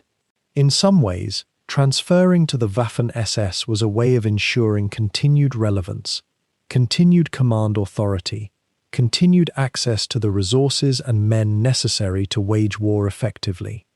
By the time the 1940s arrived, the distinction between Wehrmacht and Waffen-SS, though administratively real, had begun to blur in terms of actual military operations. Officers moved between them, equipment was shared, they fought in many of the same theatres, often side by side. For a man like Bittrich, seeking to maintain his position as a capable commander while the entire military structure of the nation was being reshaped around him, the Waffen-SS represented a pragmatic choice among limited options. It was possible to tell oneself, in those years, that one was serving primarily as a military professional, that one was moderating the worst impulses of an ideological organization from within, that one was preserving at least some continuity with the older standards of honor and duty that had defined Prussian and German military tradition. Whether such self-narratives bore up under scrutiny, especially in hindsight, is perhaps the central moral question that follows Bittrich through the remainder of his war. But it is a question best approached slowly, without rushing to judgment, understanding instead how such choices were made in the moment, within the constraints and pressures of the time, by a man who was skilled, ambitious, and yet not inherently monstrous in his personal conduct or stated values. When the annexation of Austria passed in the spring of 1938, without serious resistance from the Western powers, Bittrich would have felt, like many of his contemporaries in the officer corps, a peculiar sense of both vindication and unease. The regime he had committed himself to was succeeding, yes, but the methods and the speed left him with something between admiration for the political audacity and a growing recognition that the path ahead would demand from him a kind of moral compromise he was only beginning to understand. The next year began with the seizure of the rump Czechoslovakia, and by late summer, as tensions over Poland escalated with a tension so thick it seemed to settle over the entire continent, Bittrich found himself preparing for something he had known since his youth in the trenches was coming again: war. The invasion of Poland in September 1939 was, in many respects, Bittrich's true initiation into combat command under the Nazi regime. By this point he held the rank of major and had been assigned to the staff of the II Corps, one of the formations that would drive deep into Polish territory from the north. The speed of the campaign, what would later be termed blitzkrieg, though the Germans themselves were still refining the doctrine as they executed it, was nothing like the grinding stalemate he had endured as a junior officer a quarter-century before. This was mechanized war at a pace that seemed to compress experience, to allow entire strategic movements to unfold in days rather than months. The Polish army, though it fought with considerable courage and discipline, found itself outmaneuvered and surrounded by forces moving at speeds its commanders could scarcely anticipate or respond to. For Bittrich, the Polish campaign offered his first clear view of himself as a commander operating in this new paradigm. He was no longer a junior officer executing orders from above. He was a staff officer whose decisions, whose recommendations rippled through the movements of thousands of men. And the experience seems to have confirmed something in him that had been latent since his own careful reading and independent thinking through the interwar years. He possessed a gift for seeing the movement of armies, for understanding how terrain and logistics and timing could be orchestrated to achieve an effect far greater than the mere sum of the forces involved.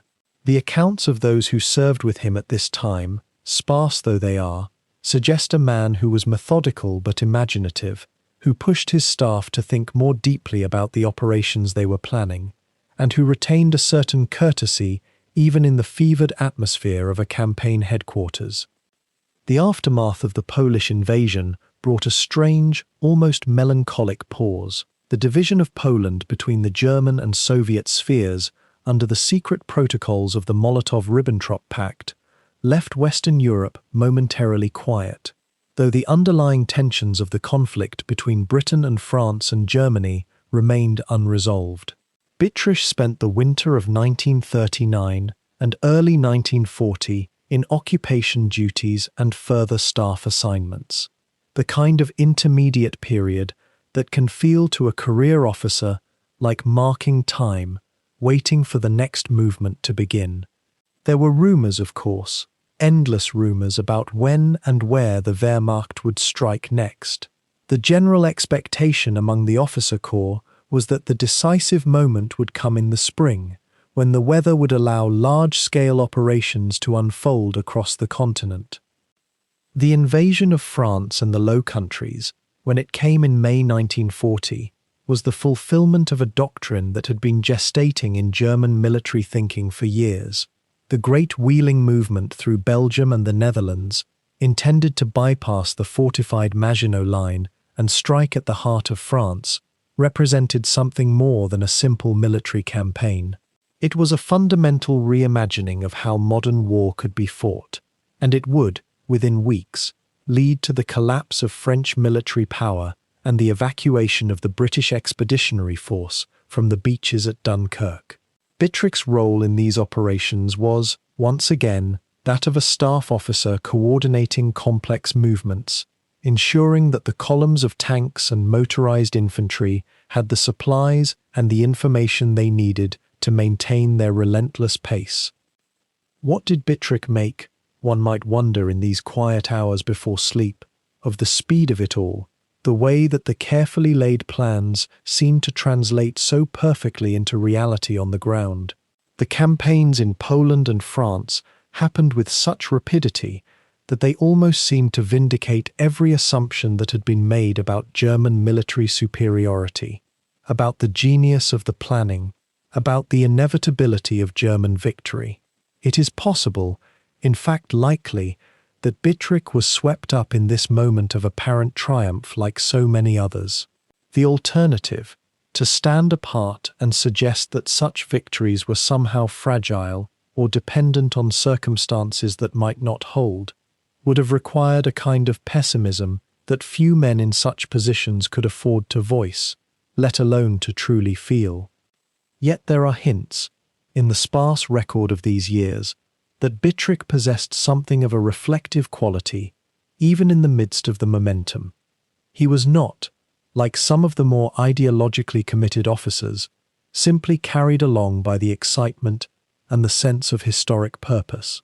Rather, he seems to have been the sort of officer who completed his work with excellence and then, in the privacy of his thoughts, wondered about the larger meaning of what he was doing. The French campaign ended in June 1940 with the German occupation of much of France and the establishment of a puppet government at Vichy.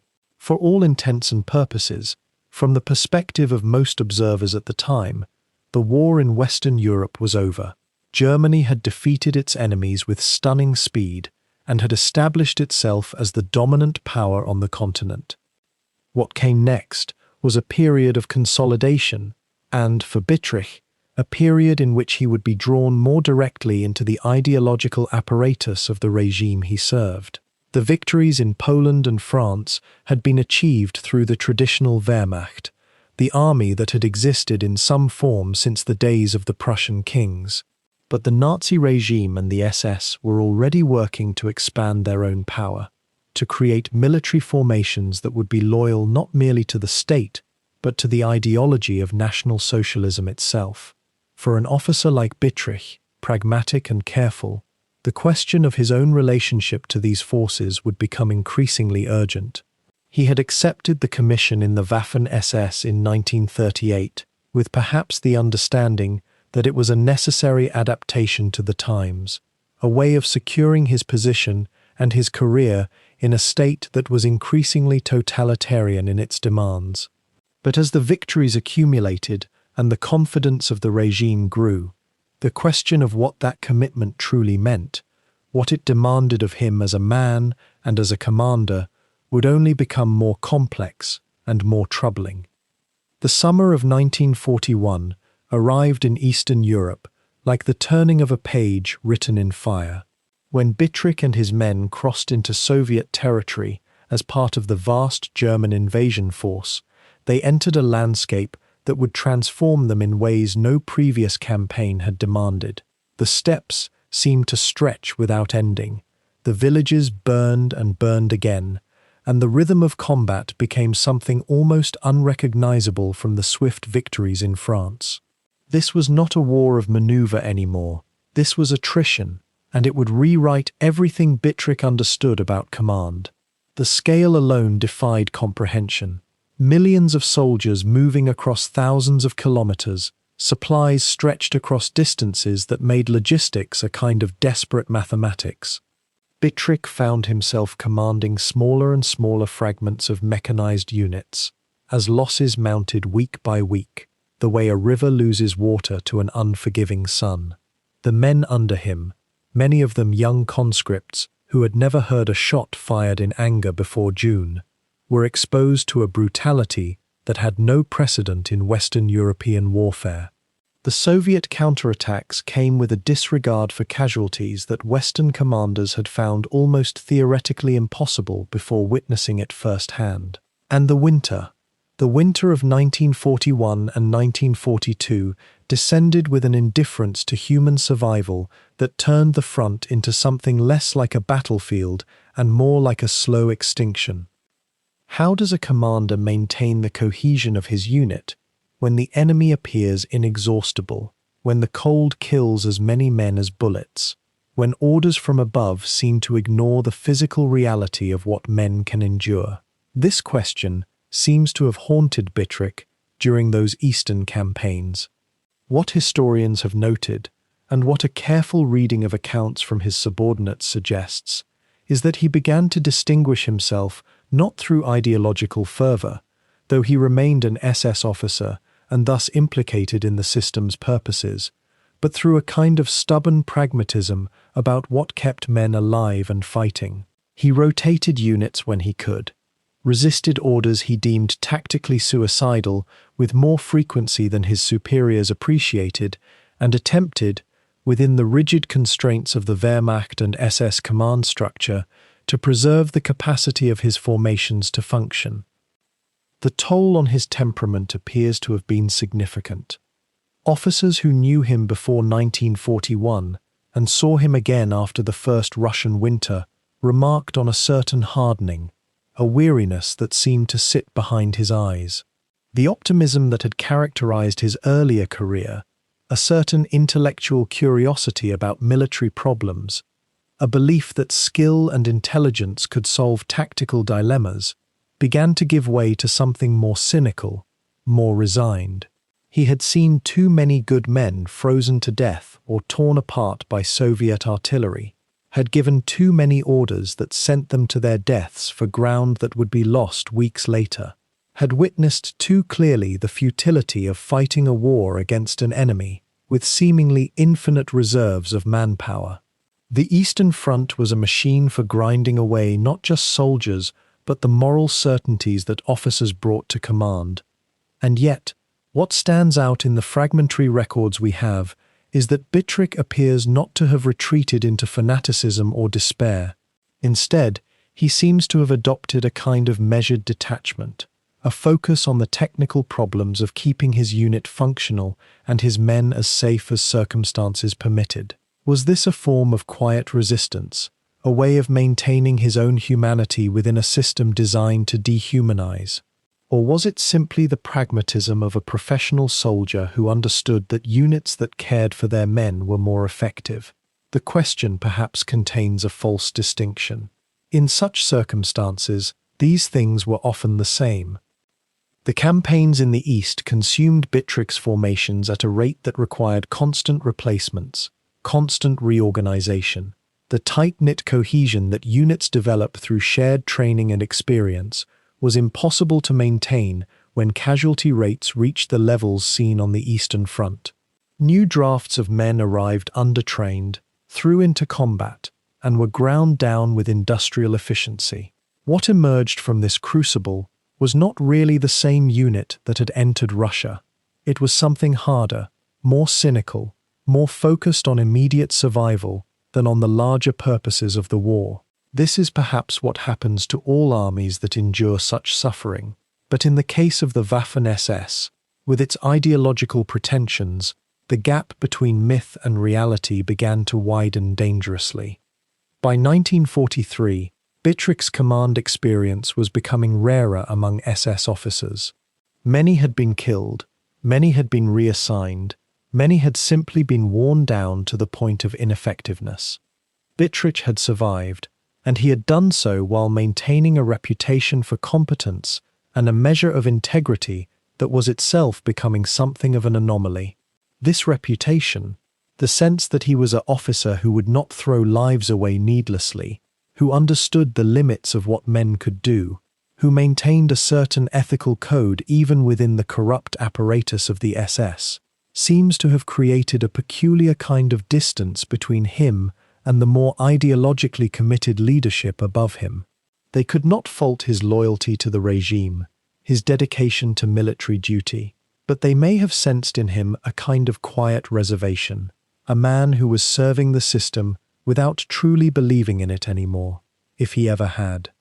The human cost of the Eastern Front imprinted itself on Bittrich and his men in ways that would shape their conduct in the campaigns to come. They had learned that wars could not be won by will alone, that technology and numbers ultimately determined outcomes, and that survival often depended more on luck than on skill or courage. They had learned to be suspicious of grand strategic claims, skeptical of orders that seemed disconnected from tactical reality. These lessons, hard-won through years of bloody retreat and bitter cold, would emerge again in the autumn of 1944, when Bittrich and his divisions found themselves not in the endless steppes, but in the quiet, rain-drenched countryside of the Netherlands, and when the sky filled once more with enemy aircraft, and everything changed again. What was it like to live and breathe within the machinery of a Waffen-SS Panzer division in the middle of the 20th century? To understand Bittrich as a commander, we must step back and consider the world he inhabited, not to justify it, but to see it clearly, the way one might examine an object from multiple angles in fading light.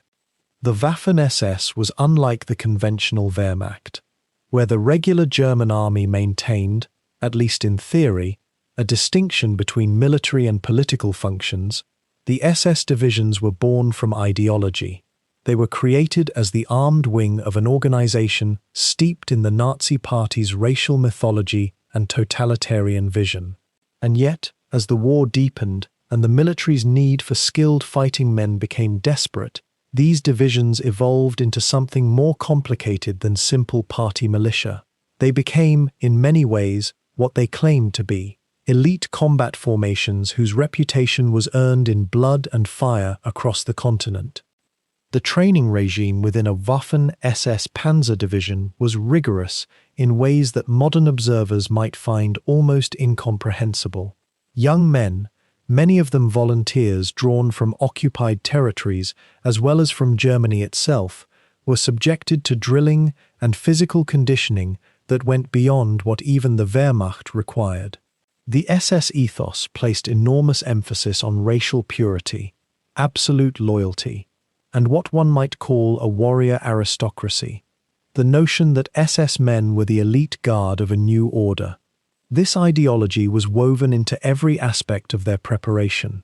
Instructors spoke of their trainees as superior beings, selected from the finest stock of European manhood. Lectures on racial science, on the dangers to civilization posed by those deemed subhuman were standard. Physical training was deliberately designed to instill a kind of controlled aggression, a hardness that extended beyond military competence into a wholesale reshaping of character. But here we must pause and consider what this meant in practice. The propaganda that surrounded the Waffen-SS, both the regime's own propaganda and, ironically, much of the Allied and Soviet propaganda that portrayed them as superhuman warriors, created a mythology that obscured the human reality beneath. Yes, many Waffen-SS soldiers were exceptionally well trained. Yes, they fought with great tactical skill and considerable ferocity. But they were not, despite the rhetoric, invulnerable or fundamentally different from soldiers everywhere. They bled. They froze in Russian winters. They suffered from fear, fatigue, and the thousand small deprivations of military life. The mythology of SS superiority, the notion that these divisions were composed of fanatics willing to fight to the last man for their cause, was both partially true and profoundly misleading. The Panzer divisions specifically within the SS framework, like the Das Reich division and the Hohenstaufen, which Bittrich would command, combined the training and indoctrination of the SS with the technical sophistication of armored warfare. These were not cavalry or infantry in the conventional sense, but operators of complex machinery, tanks, self-propelled guns, armored personnel carriers. The training for such roles required genuine technical skill alongside the ideological conditioning.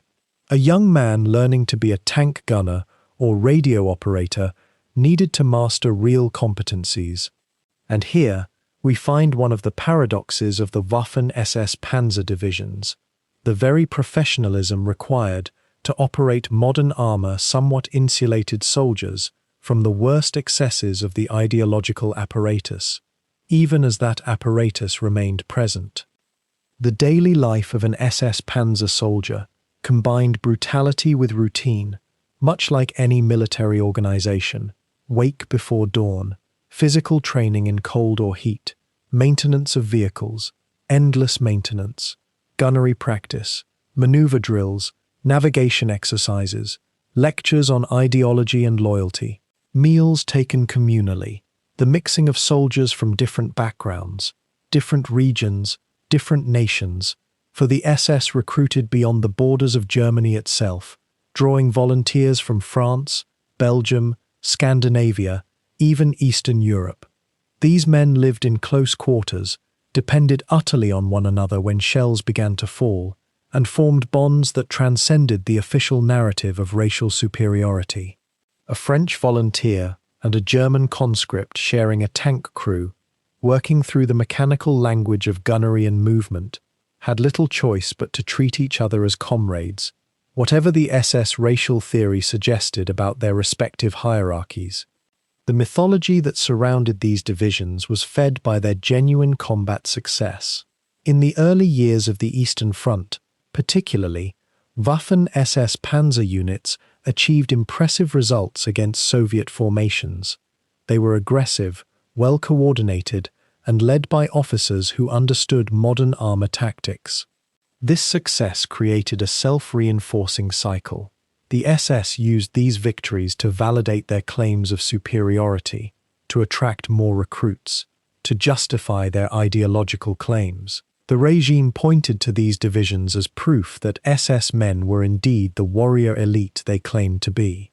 And for many ordinary soldiers within these formations, the sense of being part of something powerful and special, part of an elite that was winning battles, reinforced unit cohesion and motivation. Yet beneath this mythology lay accumulating horror. The units on the Eastern Front were not merely fighting enemies in uniform, they were participating in or witnessing atrocities against civilians. The SS divisions were often given tasks that the Wehrmacht, as an institution, resisted or performed with reluctance. Extermination of partisan populations, clearance of rear areas, enforcement of racial policy through violence. These were not anomalies in SS unit operations, but, rather, integral to the way these divisions understood their role.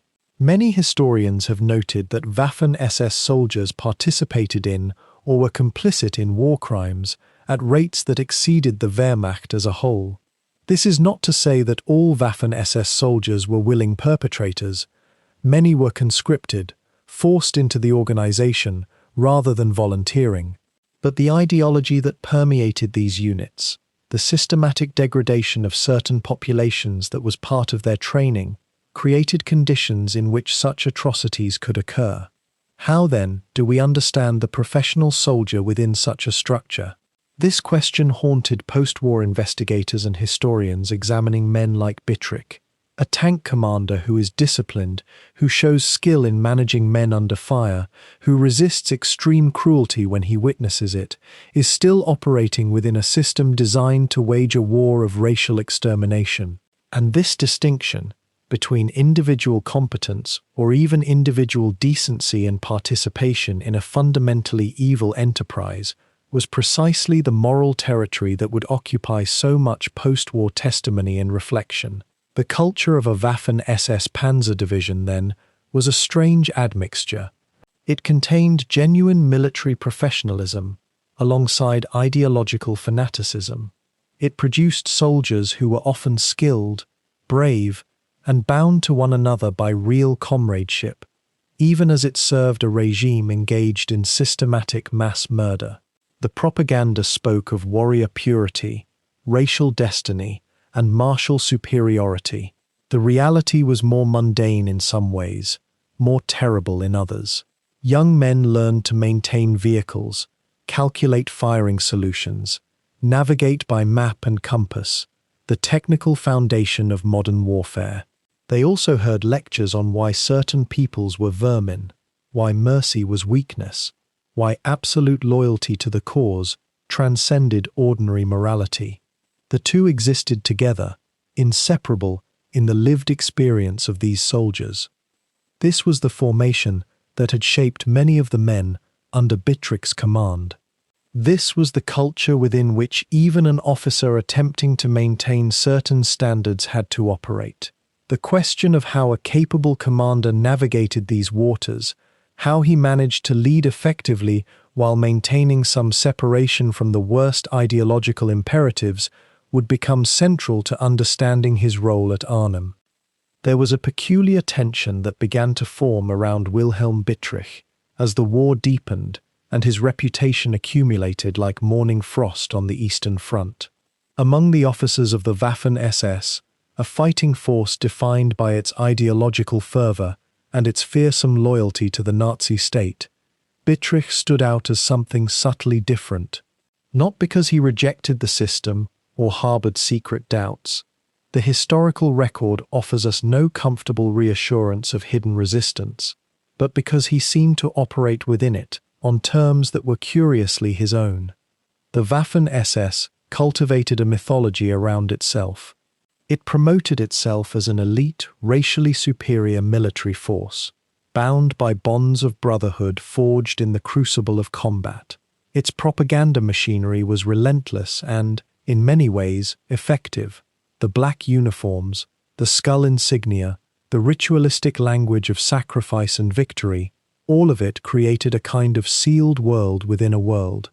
Officers were expected to embody not just military competence but ideological commitment. They were supposed to be warriors first, yes, but also true believers in the racial and political convictions that underpinned the entire enterprise. Yet those who served under Bittrich, who knew him across the years of the Eastern Front, began to speak of him in terms that seemed to set him slightly apart. He was said to be a demanding commander, certainly. He could be exacting about military discipline and tactical proficiency. But there were accounts, whispered in the darkness of field encampments, of a man who did not display the casual brutality that characterized some SS officers. He was reputed to care about the welfare of his men, not in the soft-hearted sense, but in the practical, clear-eyed way of an officer who understood that an exhausted, poorly fed, traumatized soldier is not an effective soldier. This distinction is crucial to understand, though it sits uncomfortably alongside the deeper history of the Waffen-SS itself. The organization was complicit in atrocities, in the mechanics of genocide, in the systematic exploitation and murder of civilians and prisoners. This is not debatable. The Waffen-SS was not merely a fighting force that happened to wear different uniforms. It was woven into the very fabric of Nazi racial ideology and the apparatus of mass killing. To have served in its ranks was, by definition, to have compromised oneself morally and practically, whatever one's personal temperament or private reservations might have been. What we see in Bittrich, as he moved through the ranks during the middle years of the war, was something more subtle and perhaps more troubling, precisely because it was not simple. He appears to have been a man of genuine military ability. His superiors recognized this. He received promotions, important assignments, the trust of commanders who valued his tactical judgment, but there is little evidence that he was marked out as an ideological zealot, one of those SS officers whose faith in the regime's doctrines seemed genuinely fervent, almost religious in its intensity. How does such a figure navigate a system that demands ideological commitment as the price of advancement? This is a question that historians continue to examine. The answer seems to be that Bittrich, perhaps pragmatically, perhaps from genuine ambivalence about Nazi ideology even as he served it, maintained a kind of professional distance. He was not a man given to excessive rhetoric. He did not, as far as the records suggest, seek to exceed orders in the commission of atrocities. He performed his duties, and he performed them well, but there remained something oddly restrained about him, a refusal to fully immerse himself in the cult of the SS. This made him, in a curious and paradoxical way, less typical of the SS officer corps, and it created certain tensions. There were those within the SS hierarchy who valued precisely that kind of unbridled ideological commitment, who saw officers like Bittrich as insufficiently pure, as somehow not living up to the spiritual mission of the organization. There were whispers, perhaps, questions about his reliability, his true dedication to the cause. At the same time, the military establishment, the regular army officers with whom he sometimes had to coordinate, may have viewed him with a complicated mixture of respect and wariness. He was competent and rational enough to work with, yes, but he was still, unmistakably, an SS man. By the time Bittrich reached his middle years in command, a certain kind of reputation had solidified around him. He was known as an officer who got results, who could be relied upon to execute orders with tactical intelligence, and who maintained discipline among his men. He was known as someone less interested in grand ideological pronouncements than in practical military matters. And, perhaps most significantly, he was known as a commander who did not needlessly sacrifice the lives of his soldiers, who understood that cruelty and competence are not the same thing, who recognized that a division destroyed in a gesture of fanaticism is useless to the war effort. Whether this reputation was entirely deserved, or was instead partly a projection, a reading back onto Bittrich of qualities that observers wished to see in a capable commander, is a question that historians still debate gently among themselves. What seems clear is that by 1944, as the war began its catastrophic turn against Germany, Bittrich had established himself as a figure of some standing within the military hierarchy. He was trusted with significant commands. He was given formations to build and lead. And he was viewed, by those who knew the SS apparatus well, as a man of pragmatic military judgment, rather than as an ideological firebrand. This distinction would matter more than anyone could have known as the summer of 1944 approached, and Operation Market Garden began to take shape in the minds of Allied planners. For when the moment came when Bittrich would face unexpected British paratroopers landing in his sector, he would respond not as an ideological zealot spoiling for a martyr's struggle, but as a professional officer assessing the tactical situation and moving to counter it with the resources at his disposal. The man's character, formed through years of service in a monstrous system but not entirely consumed by it, would play its own subtle role in one of the war's most dramatic and closely studied engagements. By the spring of 1944, Wilhelm Bittrich had become the sort of officer whom other officers noticed, the kind whose name circulated in quiet conversations among the Wehrmacht's professional class, whispered with a mixture of respect and something harder to define. He had survived the Eastern Front. He had seen what mechanized warfare truly meant when stripped of propaganda and reduced to its bare mathematics of death. And he had done so while maintaining a reputation, however contested, for something that had become almost exotic in the later stages of the Nazi regime, a capacity to command men with authority that did not depend entirely on ideology or terror. It was in this context that Bittrich received his assignment to the newly forming II SS Panzer Division Hohenstaufen. The name itself carried weight. Hohenstaufen referred to the medieval German imperial dynasty, a deliberate reach backward into a mythic past that the regime loved to invoke. The Waffen-SS, despite its insertion into the regular military hierarchy, remained obsessed with such symbolism, with creating units that felt less like formations within a modern army and more like orders of fanatical knights bound together by blood and ideology. The 9th Division was to be one of the elite panzer formations, equipped with the heaviest tanks available, intended as a mobile striking force of devastating power. When Bittrich arrived at the division in early 1944, he inherited a unit that was simultaneously well-equipped and spiritually exhausted. The Waffen-SS had invested enormous resources into the formation: new Panther tanks, the latest model, vehicles that represented the cutting edge of tank design and firepower. But the men who crewed them were a mixture of seasoned veterans rotated from other theaters, Hitler Youth recruits indoctrinated since childhood, and replacements hastily trained to fill gaps left by casualties. The unit's officers ranged from brilliant tactical minds to party loyalists promoted beyond their competence, a tension that existed within all SS formations, but nowhere more acutely than in the combat divisions. The Hohenstaufen's character was, in many respects, a microcosm of the Waffen-SS itself at this late stage of the war. It was no longer the organization of its early years, when volunteers had come forward, driven by pure ideological conviction or the romance of elite soldiering. The division now conscripted men from ethnic German populations across occupied territories and drew ordinary soldiers seeking rank and better conditions than the regular Wehrmacht offered.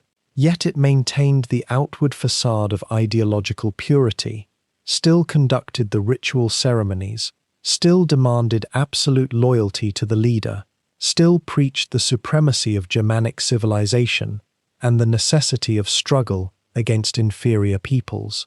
The contradiction between appearance and reality had grown so wide that men within the division often inhabited entirely separate moral universes, depending on whether they were listening to propaganda or surviving actual combat. Bittrich's appointment represented something quietly significant to those who understood the nuances of German military politics. He was a professional soldier being placed in command of an ideologically defined unit, a subtle assertion that expertise and military effectiveness might matter more than party credentials and radicalism. Yet this very assignment placed him in an impossible position. He was expected to maintain the division's military reputation, while somehow preserving the ideology that justified its existence, an exercise in compartmentalization that few men could sustain. The division's operational role within the Wehrmacht's larger structure was to serve as a rapid response force, one of several panzer formations held in reserve and shifted to crisis points as the front began to collapse. By spring of 1944, the front was moving in only one direction for Germany. The Soviets had liberated much of Ukraine, and the great offensives of the previous summer and fall had yielded only catastrophic losses. In the West, the Allies were preparing their assault on Fortress Europe, though the exact location remained unknown to German commanders. It was a moment of terrible clarity for those who understood strategy. Germany could no longer win the war, only determine the terms of its eventual loss.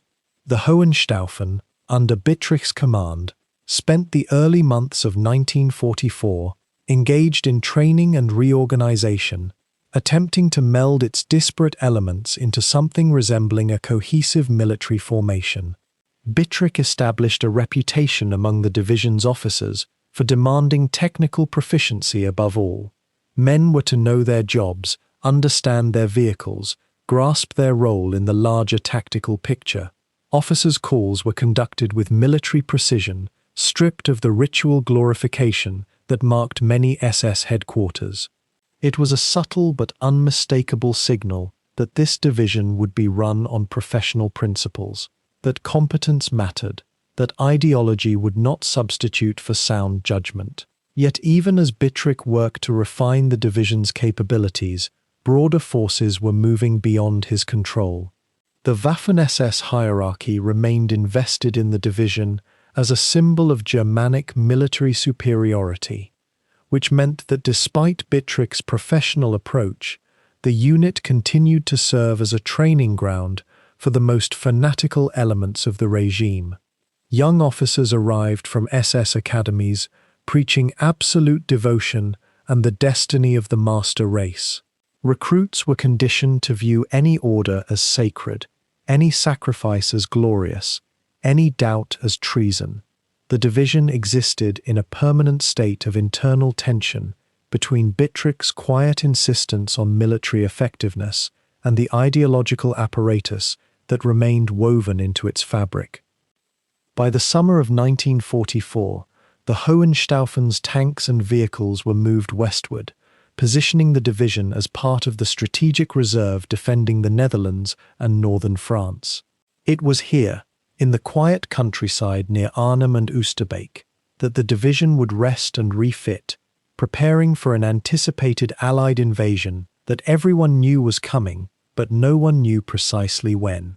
The men dispersed among small towns and villages, the tanks were parked in concealment, and Bittrich settled into a rhythm of maintaining readiness while his men recovered from the accumulated exhaustion of years of war. The division was not at full strength, its vehicles and men bearing the marks of hard use, but it remained the kind of fighting force that could respond with devastating speed to opportunity or threat. It was in this state of watchful waiting that the division's true test would come, not through any action Bittrich took, but through the collision between his careful military professionalism and the chaos of combat operations that would soon unfold above the Dutch landscape. The Hohenstaufen would become, for a brief but historically significant span of days, the instrument through which Bittrich's reputation would be tested and ultimately defined, the commander whose decisions during Operation Market Garden would demonstrate both the capabilities and the contradictions that had shaped his entire military career. By the winter of 1943, the landscape of the Eastern Front had become a geography of retreat. The momentum that had carried German armies into the heart of Russia 3 years earlier had turned, slowly at first, then with gathering inevitability. Bittrich, commanding the II SS Panzer Division Hohenstaufen by this stage, found himself watching that momentum drain away like heat from a dying fire. The division, which had been formed and equipped with such careful ambition, was now being fed into an endless grinding machine that consumed men and machines with a hunger that seemed to grow more desperate as hope itself diminished. The Hohenstaufen had seen heavy action through 1942 and into the early months of 1943. The unit had fought at various points along the vast Russian front, experiencing what so many German divisions experienced during those years: the exhilaration of advance quickly replaced by the exhaustion of attrition. The distances were incomprehensible to men trained in European warfare, A successful attack might push the division forward 40 kilometers, 200 kilometers, and yet the front would somehow remain endless. Behind every objective lay another line of enemy fortifications. Behind every line of fortifications lay another. The snow came, and with it, not respite, but a different kind of nightmare. Bittrich proved himself a capable administrator of catastrophe. He kept his division functioning, kept it supplied as best the increasingly chaotic logistics allowed, kept morale from shattering entirely even as the men under his command watched friends disappear into the frozen landscape or into the grey anonymity of the military hospital system. One might wonder what it meant, psychologically, to command men through such prolonged trauma while maintaining the distance that command required. Bittrich was, by most accounts, not a man given to displays of weakness or sentiment, and yet those who served under him remarked, even years later, that he seemed to carry something of the weight they carried, not in his bearing perhaps, but in his decisions. By the winter of 1944, the exhaustion was total. The Hohenstaufen had been through the battles at Kursk, one of the largest tank engagements in human history, where hundreds of thousands of men and thousands of machines had clashed across the Russian steppes in a fury that seemed to obliterate the distinction between victory and defeat. The Germans had lost at Kursk, or rather, they had failed to achieve their objectives. In the mathematics of the Eastern Front, failure meant withdrawal. Withdrawal meant regrouping. Regrouping meant that the men were given, at last, a temporary reprieve. The division was pulled back. The exact timeline varied depending on the source, but by early 1944, the Hohenstaufen was moved westward, away from the grinding winter warfare, away from the endless Russian steppes. The men were worn. Not worn in the way that soldiers speaking of campaigns describe wear, not the temporary fatigue that sleep and rest can repair, but worn in a deeper, more permanent sense. The division had suffered casualties of over 80% by some estimates. New men, replacements, arrived regularly, but the skeleton crew that remained, the officers and non-commissioned officers, and experienced soldiers who held the unit together, they were hollowed out in a way that no replacement cycle could truly address. What did 1944 look like to a man like Bittrich, in that quiet moment when he was finally removed from the Eastern Front? The strategic situation had become unambiguous. Germany was losing. The conversations among officers, carefully modulated, conducted in lowered voices in officers' clubs and command posts, made this clear. The invasion of Normandy was coming. Everyone knew it was coming. The only question was when and where. And for men like Bittrich, there was perhaps another question, unspoken. For whom was I fighting all this time? What was this exhaustion in service of? The Hohenstaufen, as a unit, was broken down and scattered for reorganization and refitting. This meant that men were granted, for the first time in many months, the possibility of something approaching normalcy. They were assigned to rest areas, training camps, places where the war was still present but not immediate.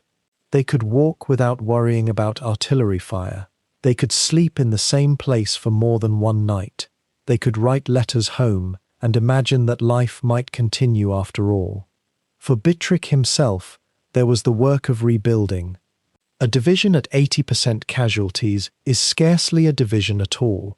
It is a cadre, a skeleton, around which a new force must be constructed.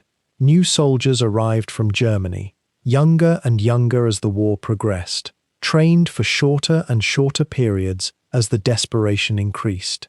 Bittrich had to integrate them into units that had lost their cohesion, had to rebuild the kind of trust and unit identity that only comes through shared experience, and frankly, shared trauma. It was perhaps some measure of his reputation that this was a task considered worth assigning to him. The reorganization took weeks, months. Through the spring of 1944, the Hohenstaufen was rebuilt. New vehicles arrived, Equipment was maintained, repaired, replaced where possible.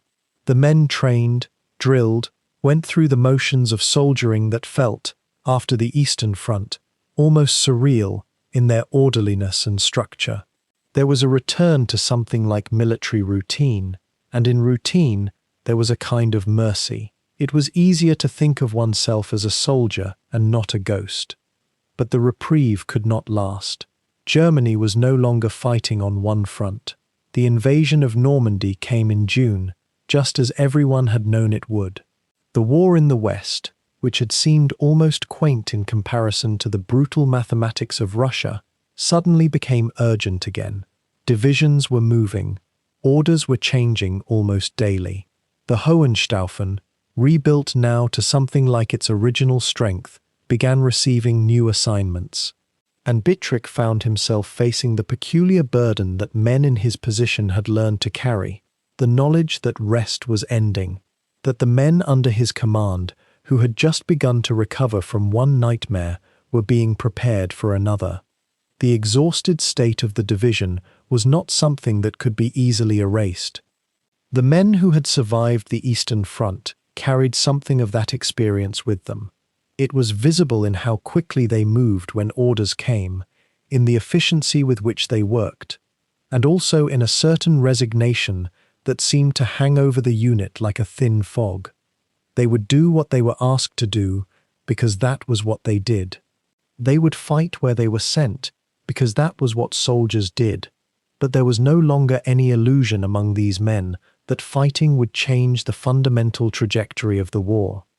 For Bittrich, there was only the work before him. A commander does not have the luxury of resignation. A commander must project confidence and purpose, must convince men who have reason for despair that there is still something worth fighting for, still some tactical objective that matters. He would have been aware, with a clarity that perhaps only a man at his level of command could possess, that the days remaining were numbered. But that awareness had to be set aside in favor of the next order, the next objective, the next preparation for battle. The Dutch countryside, it would turn out, was waiting. Quiet fields that had known peace for 4 years. Villages where people had learned to live under occupation in the way that ordinary people do, with a kind of resigned adaptation. And toward these fields, toward these villages, toward the river crossings that would soon become the focus of desperate attention, the reorganized Hohenstaufen was slowly being moved. But that was still ahead. For now, in the spring and early summer of 1944, there was only the work of rebuilding, the strange mercy of temporary peace, and the knowledge that it could not last. By the summer of 1944, the Eastern Front had become a furnace that consumed men and machines in quantities that seemed almost incomprehensible to those commanding from safer distances. Wilhelm Bittrich's divisions had bled across Russian soil for 3 years, through operations with names that still carried the weight of winter and desperation. Barbarossa, Kursk, the grinding retreat that had eaten away at German strength month by month, season by season. The 9th SS Panzer Division Hohenstaufen, once a force of considerable striking power, had been reduced to a shadow of its former self. The men were exhausted. The tanks required not just maintenance but resurrection.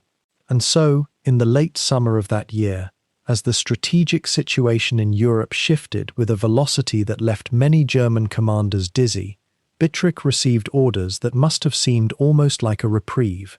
His divisions were being withdrawn from the Soviet Union and redeployed westward, to the quiet regions of the Netherlands, specifically to the area around Arnhem and the Lower Rhine. Imagine, if you can, the experience of soldiers who had spent years in the immensity of the Russian steppe, where the landscape stretched endlessly and the enemy seemed to come from every direction at once. The Netherlands presented a completely different world. Here were neat fields, organized by centuries of careful Dutch agriculture.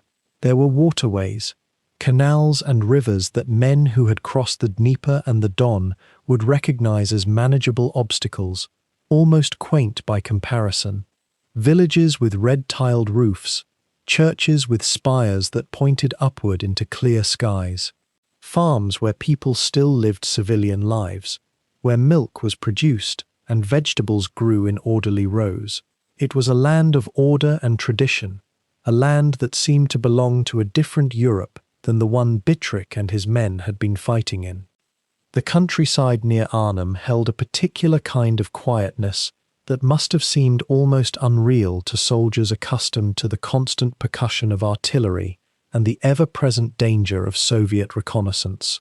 Rolling terrain, some woods, open fields, small communities scattered across a landscape that suggested peace was not merely possible, but perhaps even normal.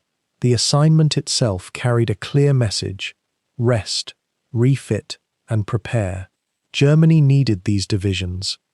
The Allies were advancing from Normandy with seemingly unstoppable momentum, and though the Wehrmacht still held enormous territories in Europe, the sense that the war was being lost was beginning to settle into the consciousness of even the most dedicated officers. Bittrich understood logistics and strategy well enough to recognize what this deployment meant. The Eastern Front was being slowly abandoned. Resources were being consolidated for what German command feared would be the final defensive struggles in the West. For Bittrich's men, the move represented something else entirely: a chance to sleep in beds rather than in trenches filled with ice water, to eat food that had not been stored in snow for months, to exist in a landscape where death was not the background radiation of daily existence. The divisions were theoretically under strength and required reinforcement. New men, mostly conscripts and some volunteers from the Hitler Youth, needed to be integrated. Vehicles needed to be repaired or replaced. Tank crews needed to function as coordinated units rather than as individuals struggling to survive. All of this required time and relative peace, and the Dutch countryside, in the autumn of 1944, seemed to offer both. Yet there was an undercurrent of anxiety running through all of this, though perhaps not the sort of anxiety that most soldiers might have felt. Bittrich himself was not a man prone to despair, or to allowing pessimism to affect his judgment, but he was also not so disconnected from reality as to imagine that this quiet interlude would last indefinitely. The Allies controlled the air. The German Air Force, once a source of pride and power, had become almost irrelevant. You could look up at the sky over the Netherlands and see Allied aircraft moving with the casual confidence of a force that faced no opposition. The German army was fighting a two-front war, something that every strategist knew was a recipe for eventual defeat. The question was not whether Germany would lose, but how long the process would take and what the cost would be in human suffering. The specific locations where Bittrich's divisions were stationed became important details in the geography of what was to come. The area around Arnhem, the region north of the Rhine, was relatively open country, good tank country, as military men would say, but also difficult country to defend if an enemy came from the air and from the ground simultaneously. The II SS Panzer Division took up positions in this region, alongside other units that had been withdrawn from other exhausted fronts. There was a certain melancholy to this interlude, one suspects, though the historical record is quiet on the emotional texture of those weeks. Soldiers rested. Officers studied maps and considered how to defend territory that seemed indefensible if the enemy committed serious resources to taking it. Supply lines were organized. The rhythm of military life reasserted itself, but it was a rhythm infected with the knowledge that something significant was approaching. Bittrich himself occupied a position of some authority and responsibility during this period. He was not just managing his own divisions, but was increasingly involved in broader considerations of how the Western territories should be defended. He had acquired a reputation as a capable commander, someone who thought clearly about military problems, and who was not given to hysteria or panic. This reputation, developed in the crucible of the Eastern Front, was now becoming valuable in a different context. German command structures in the West were somewhat confused at this period. There was no unified vision for how to respond to the expected Allied invasion across the Rhine. Some commanders wanted to prepare for large-scale mechanized warfare. Others hoped to defend the rivers and natural obstacles that the Rhine itself provided. Still others were beginning to retreat into increasingly elaborate fantasies about secret weapons or sudden reversals of fortune that would turn the tide. Bittrich seems to have maintained a degree of clear-eyed realism throughout this period. The men needed rest. The divisions needed to be rebuilt. The defensive positions needed to be analyzed. These were practical matters that could be addressed. Whether Germany could ultimately win the war was a question that he does not seem to have dwelt on extensively in his official records or in his post-war testimony. A soldier serves the state. A commander executes his orders. This was the code by which men like Bittrich operated, and it had sustained them through years of increasingly difficult campaigns.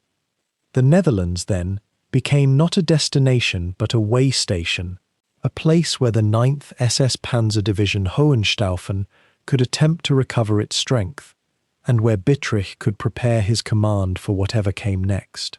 The quiet fields around Arnhem, with their orderly geometry and their lack of gunfire, represented a kind of interregnum, a pause between one chapter of warfare and another. Those who were there in those weeks could not have known precisely what form the next chapter would take, but there was a sense that something significant was gathering. The sky itself seemed to carry the weight of expectation, and so the summer turned toward autumn, and Bittrich's divisions settled into their positions in that quiet Dutch countryside, waiting.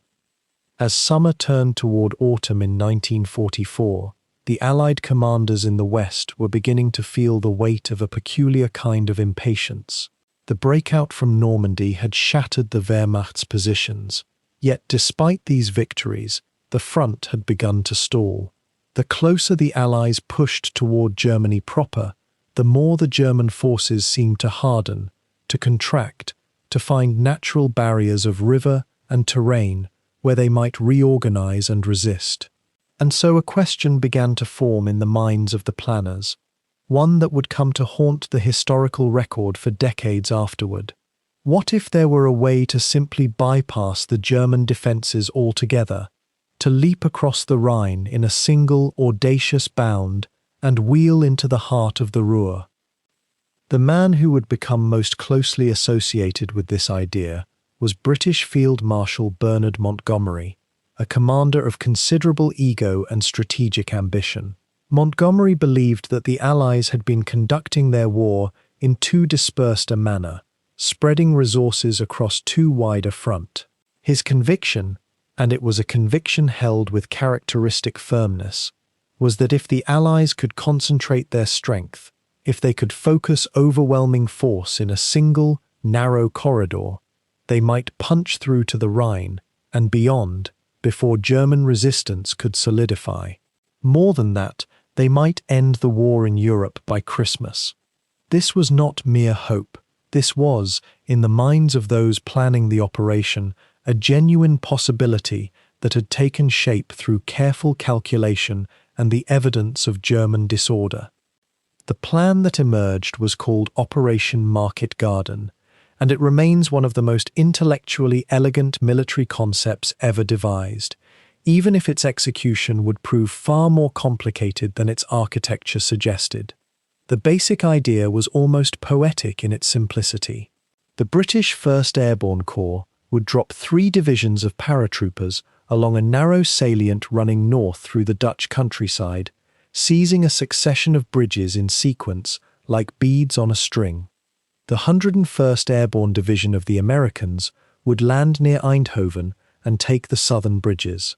The 82nd Airborne Division would drop near Nijmegen to secure the great bridges there that crossed the Vaal River, and the British 1st Airborne Division would make the furthest jump, descending near Arnhem, where the Rhine itself flowed, where the greatest prizes lay. These airborne forces would hold the bridges until the ground troops could arrive.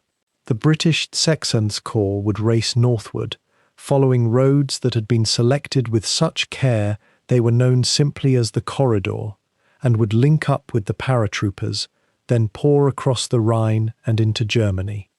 The elegance of the plan lay in what might be called its hopeful brutality. In military terms, an operation of this kind requires an extraordinary alignment of variables. The weather must cooperate. The enemy must not anticipate the drop zones. The airborne troops must land with sufficient strength and cohesion to hold until relief arrives. The ground forces must break through enemy lines and advance with remarkable speed. The bridges must remain intact and undestroyed. Each of these conditions was, when examined in isolation, something that could be achieved. But together, they represented a cascade of contingencies, a house of cards constructed on the assumption that nearly everything would go right, or at least not go catastrophically wrong. The operation was born partly from necessity and partly from a kind of professional optimism that characterized many Allied commanders by mid-1944. The Allies were winning, to be sure, and winning decisively, but they had not yet broken into Germany itself. The Wehrmacht, though battered and stretched thin, had not yet collapsed. There was a genuine concern among the planners that if the pace of advance slowed, if the Germans could trade space for time, they might be able to construct defences along the Rhine that could require months to overcome.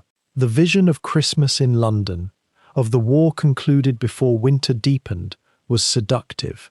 It offered not merely military victory, but an end to the grinding, endless machinery of warfare. It offered relief. The intelligence available to the Allied planners suggested that German forces in the Netherlands were weak and scattered. There were reports of German formations falling back in disorder, of demoralized troops, of an enemy command structure in disarray. What the planners did not know, or did not fully appreciate, was that into this supposedly quiet sector, 2 German panzer divisions were being quietly withdrawn. One of these divisions carried a name that would become inseparable from the defense of Arnhem, the II SS Panzer Division Hohenstaufen, and commanding this division was a man named Wilhelm Bittrich, an officer whose reputation as a capable and independent-minded commander would soon be put to a test that would define both his legacy and the course of the operation itself. The plan itself, if one were to read it without knowledge of what would follow, sounds almost inevitable in its logic. The bridges stretched northward like a ladder. The paratroopers would descend on the rungs. The ground forces would climb toward them. The Rhine would be crossed. The German defences turned. The war accelerated toward conclusion. Montgomery himself was confident enough to predict success, with a specificity that would later seem almost reckless. He believed that by the 9th of September, the British forces would be across the Rhine. By the 12th, they would be driving toward Germany. This was not fantasy, though it would later be characterized that way. It was, rather, the confidence of a commander who had come to believe that the German army's capacity to resist had been fundamentally broken, and that all that remained was to press that advantage before the enemy could reconstitute. What neither Montgomery nor his planners could have anticipated was the degree to which their intelligence about German dispositions would prove incomplete, and the degree to which the commander they would face would prove to be neither demoralized nor disorganized, but rather a tactical improviser of unusual skill and flexibility. The Dutch countryside in early September was about to become the stage for one of the Second World War's most dramatic and contested battles. But in the planning rooms and headquarters where the orders were being written, there remained a sense that history was moving in a particular direction, that the inevitable momentum of the Allies was about to crash through one final set of obstacles and sweep toward conclusion. The quiet fields around Arnhem seemed, in that moment before the storm, like a place where the future might finally be decided. The operation would launch within days, and everything that had been planned in such careful detail, with such precise hope, would be tested against the reality of an enemy who still possessed reserves of cunning and will. The morning of September 17, 1944, dawned much like any other autumn day in the Dutch countryside. The mist clung to the fields around Arnhem and Oosterbeek, soft and grey, the kind that seems to muffle the world itself. Bittrich's divisions were scattered across this landscape, their men resting in barracks and requisitioned farmhouses, their vehicles parked in concealed positions among the trees. They had been sent here to recover, to refit, to prepare for whatever the future might bring. For the first time in months, there was a kind of quiet, the sound of tractors in distant fields, the occasional order called across a courtyard, the rhythmic routine of an army in recovery. And then, sometime in the morning, the sky changed. The men noticed it first. Soldiers would later describe how they heard the sound before they understood what they were hearing, a vast, grinding hum that grew steadily louder, rolling across the landscape like distant thunder that never quite breaks into storm. Bittrich himself, wherever he was that morning, would have heard it too. The sound of hundreds of aircraft, perhaps more than 1,000, moving in formation across the autumn sky. Within moments, the first paratroopers began to appear. They descended in their thousands, their parachutes blooming white and red and camouflaged green above the fields and woods.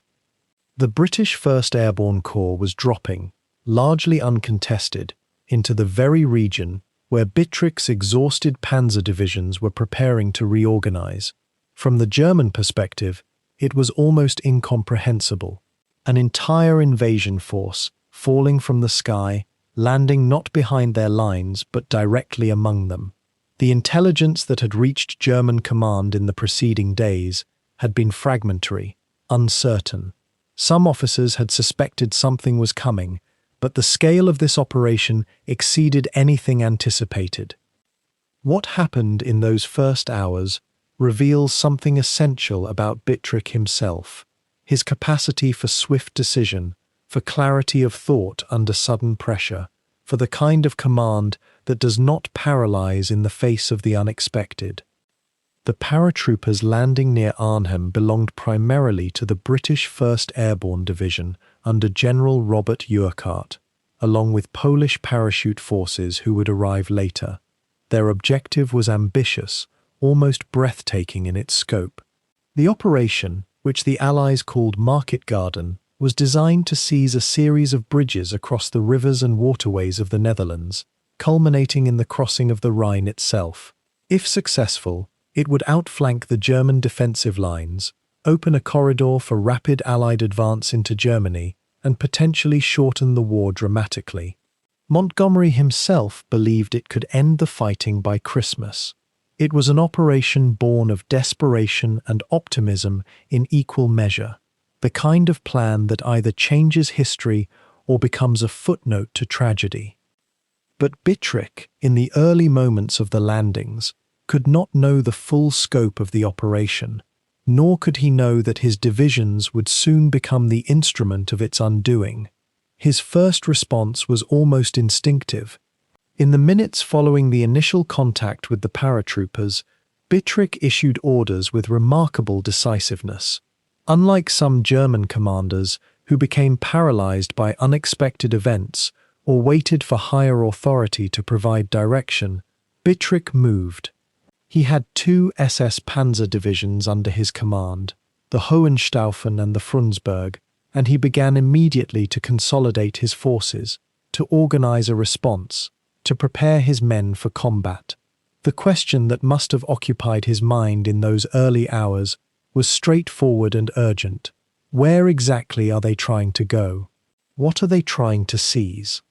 The answer, as it became clear through the morning and early afternoon, was the bridges. The British paratroopers were dispersed over a wide area, but their primary objective was the bridge at Arnhem itself, the Great Rhine crossing that would be the crown jewel of the operation. If they could take and hold it, if they could keep it open for the tanks and infantry that were advancing from the south, then the entire German defensive system could potentially unravel. Other forces were dropping on other bridges further south, but Arnhem was the crucial point, the furthest north, the one that demanded the most audacity and offered the greatest reward. Bittrich understood this with the clarity that comes from military experience and geographical knowledge. He moved to prevent it. One of the remarkable aspects of Bittrich's response was his recognition that the paratroopers, despite their numerical advantage in the immediate area, were fundamentally vulnerable. They had no heavy armor, no artillery to speak of, no air support that afternoon. They were dependent on speed, on surprise, on reaching and securing their objectives before German forces could concentrate against them. And Bittrich, with 2 panzer divisions capable of rapid movement, possessed something the British desperately needed to avoid: mobile, well-armed forces that could arrive on the battlefield and change the momentum of the fighting. The hours that followed were confused, as the hours following any major military operation tend to be. Communications between scattered units were difficult. Intelligence was fragmentary. The British paratroopers themselves were dispersed over a wider area than their commanders had intended. The drop zones separated from their objectives by several miles of countryside that had to be covered on foot. Some units moved with purpose and speed toward the Arnhem Bridge. Others became engaged in firefights almost immediately with elements of the German forces that were already assembling. By the afternoon of that first day, Bittrich had made a decision that would shape the entire battle to come. He would not attempt to annihilate the paratroopers where they had landed. Instead, he would move to seize and hold the critical points, the bridges themselves, and force the British forces to attack prepared positions. In military terms, this was a sound decision. It reversed the advantage of surprise that the operation had initially possessed. The British, who had hoped to seize intact bridges before German forces could react, now found themselves in the position of having to assault strongly held crossings against opposition that was growing by the hour. This was not, it should be noted, a decision born of any particular genius on Bittrich's part, though he was certainly a capable officer. It was, rather, a decision that emerged naturally from the situation itself. Any competent German commander would have recognized the opportunity and acted upon it. What distinguished Bittrich's response, from what we can gather from the historical record, was the speed with which he moved, the efficiency with which he organized his scattered forces, and the firmness with which he made decisions without waiting for authorization from higher command that might never come or might come too late. The mist of that September morning gradually lifted as the day wore on, and the soft countryside around Arnhem and Oosterbeek transformed into a battlefield. The quiet that Bittrich's men had known in their days of recovery was shattered. The tanks and vehicles that had been parked in concealment were being positioned along roads and around critical positions. The men who had been resting were checking their weapons, receiving orders, moving into combat positions. The war that had seemed distant for a few brief weeks had arrived, sudden and terrible, on a scale that few of them could have anticipated. The first British paratroopers began their descent on Sunday, September 17th, in the late morning, their parachutes opening like sudden flowers against the grey Dutch sky. Bittrich, having just finished his breakfast at divisional headquarters, was informed almost immediately that enemy airborne troops were landing in unprecedented numbers to the west of Arnhem. For a moment, just a moment, there may have been a flicker of something like relief in his mind. The Eastern Front had taught him that waiting was often worse than fighting. At least now, there would be clarity.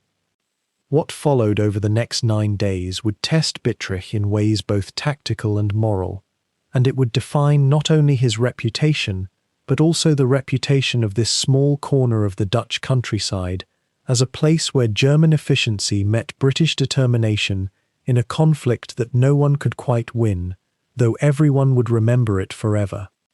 Bittrich's first decision, made within hours of the first drops, was to move decisively, but not recklessly. He understood something crucial that morning, something his experience on the Eastern Front had etched into his mind, and that was that airborne troops, however skilled, were fundamentally fragile.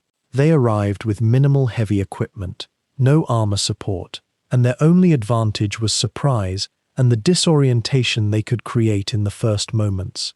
But that advantage evaporated the moment you found them, gathered your forces, and moved methodically to contain them. He began ordering his scattered units to converge on Arnhem, the city itself becoming the focal point of a tightening German noose. The 9th SS Panzer Division Hohenstaufen, exhausted though it was, began to move with a precision born of years of training. Columns of half-tracks and armoured vehicles rolled through the flat Dutch landscape toward the bridges and the pockets where British paratroopers were digging in. And yet, and this is where Bittrich's command style revealed itself in those early hours, the operation was not a frenzied assault. It was methodical. It was patient.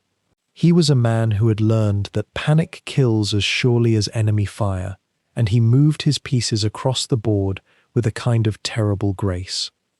The British paratroopers, under the command of Major General Roy Urquhart, had expected to hold Arnhem for a matter of hours, perhaps a day at most, waiting for the ground forces to arrive from the south.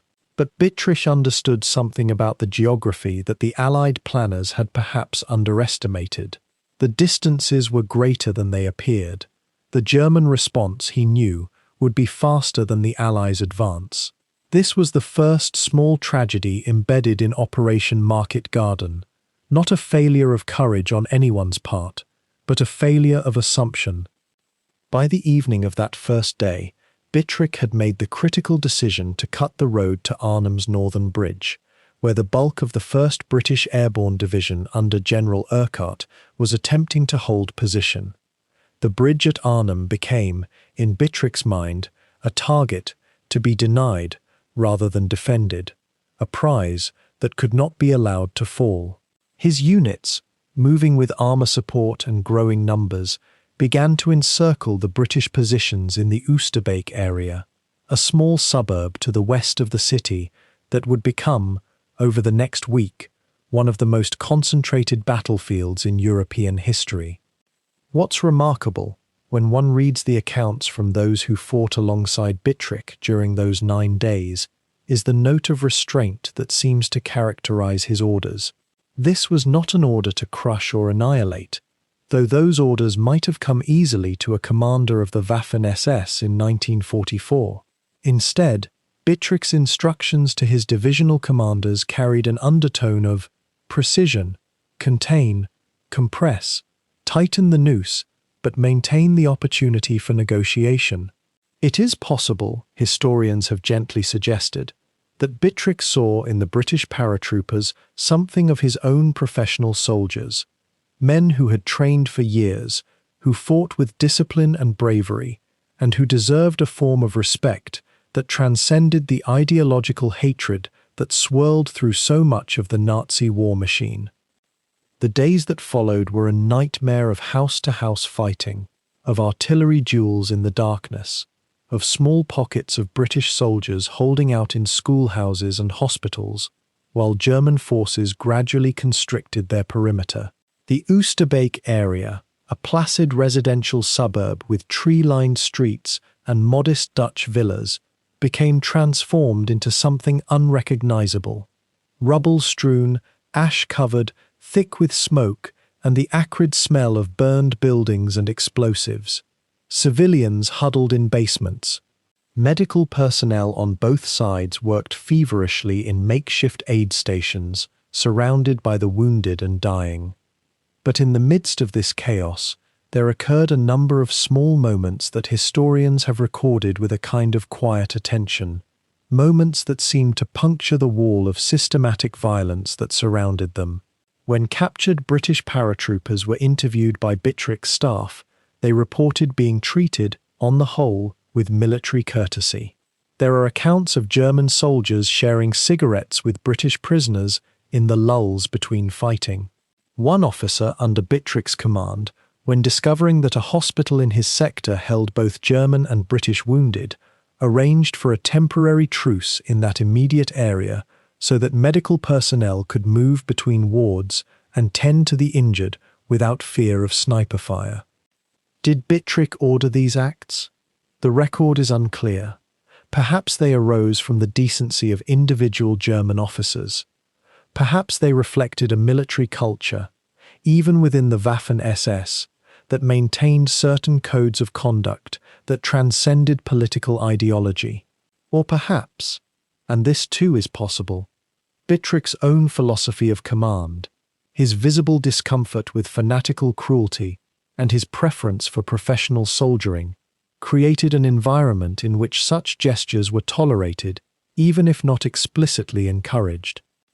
The British paratroopers, meanwhile, fought with remarkable tenacity. They had been taught to hold their ground, and they held it with a desperation born of knowing that their relief would not come, that the larger operation was failing, that they were, in essence, already lost. The German forces, numerically superior and well-armed, compressed the British positions day by day. By the fourth or fifth day, it becomes difficult to track time in the accounts. So intense was the continuous fighting. The British perimeter had shrunk to an area perhaps 2 kilometers across, centered on the village of Oosterbeek itself. One must imagine what Bittrich experienced during those days, standing in his command post, receiving reports of the fighting, adjusting his deployments, calculating supply lines and ammunition stocks. He was, by all accounts, a man who was detail-oriented, who wanted to know the state of his units, who took decisions seriously. The weight of that responsibility, in a situation where the outcome had become increasingly clear, must have pressed down upon him. He was not a man given to excessive sentiment, but neither was he one who took pleasure in the slaughter of professional soldiers who fought with discipline and bravery. By the 9th day, September 25th, it became clear, even to the most optimistic commanders on the British side, that the situation was untenable. The promised relief from the south had not materialized at the scale needed. The German forces had tightened their grip. The remaining ammunition was nearly exhausted. What followed was a retreat across the Rhine under cover of darkness, one of the most dangerous and poignant operations of the entire campaign, with British troops slipping away across the river in small boats while German forces held their fire, or at least they mostly held their fire. Some accounts suggest German soldiers stood and watched the British withdraw, without attempting to stop them, a gesture that, whether ordered or spontaneous, allowed hundreds of trapped paratroopers to escape. Bittrich's reflection on those 9 days, as recorded in interviews conducted after the war, carried a tone of, not quite regret, but something more complex than satisfaction. He had won the battle, held the bridges, prevented the Allies from establishing a foothold across the Rhine. It was a success, tactically and strategically, and yet, from the distance of years, he seemed to acknowledge the tragedy of it all, the loss of life, the destruction of a Dutch town, the bravery on both sides expended in a struggle that neither side had truly wanted to fight, in precisely this way. What the fighting at Arnhem revealed, perhaps, was that Bittrich was not the caricature of a fanatic, nor entirely the hero of those who defended his wartime conduct. He was something more complicated, a professional soldier working within a system of profound moral compromise, attempting to maintain certain standards of military conduct while serving a regime that had long since abandoned those standards in so many other places and circumstances. The battle itself would be studied and restudied by military historians, analyzed for its tactics and its lessons. But for those who lived through it, who huddled in trenches or moved through the smoke-filled streets, it remained simply a terrible week in which brave men on both sides discovered the limits of what they could endure. When the smoke cleared from the fields around Arnhem in late September of 1944, Wilhelm Bittrich found himself in a peculiar position. The British 1st Airborne had been thrown back across the Rhine, their bridge ambitions shattered, and yet the German lines remained fluid, unstable, pressed on all sides by an advancing enemy that seemed to grow stronger with each passing week. The cost of his victory, if it could be called that, had been immense. The men of his two panzer divisions were exhausted, their tanks depleted, their losses mounting in ways that could no longer be repaired by the machinery of German war production. Around him, the entire Western Front was collapsing into a slow, terrible dissolution. The comfortable rest cure in the Dutch countryside had become a rearguard action, a holding operation that everyone understood was ultimately futile. In the weeks following Arnhem, Bittrich's divisions were pulled deeper into the Reich, moving eastward once more as the Western Allies advanced. The psychological shift was profound. Gone was the swagger of the offensive, the sense that skill and audacity might yet reverse the tide. What remained was a grimmer calculus. How long could one hold a line with depleted forces?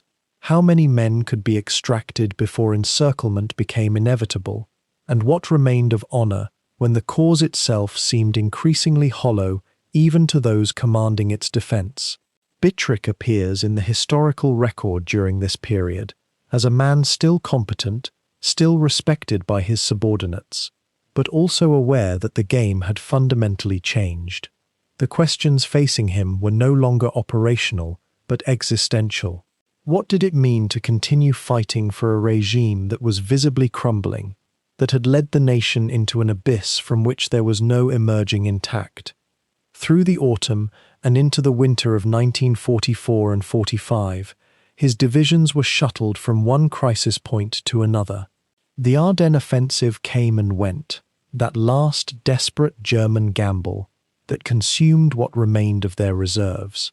Hohenstaufen was committed to supporting the breakthrough in areas that would eventually be flanked and surrounded.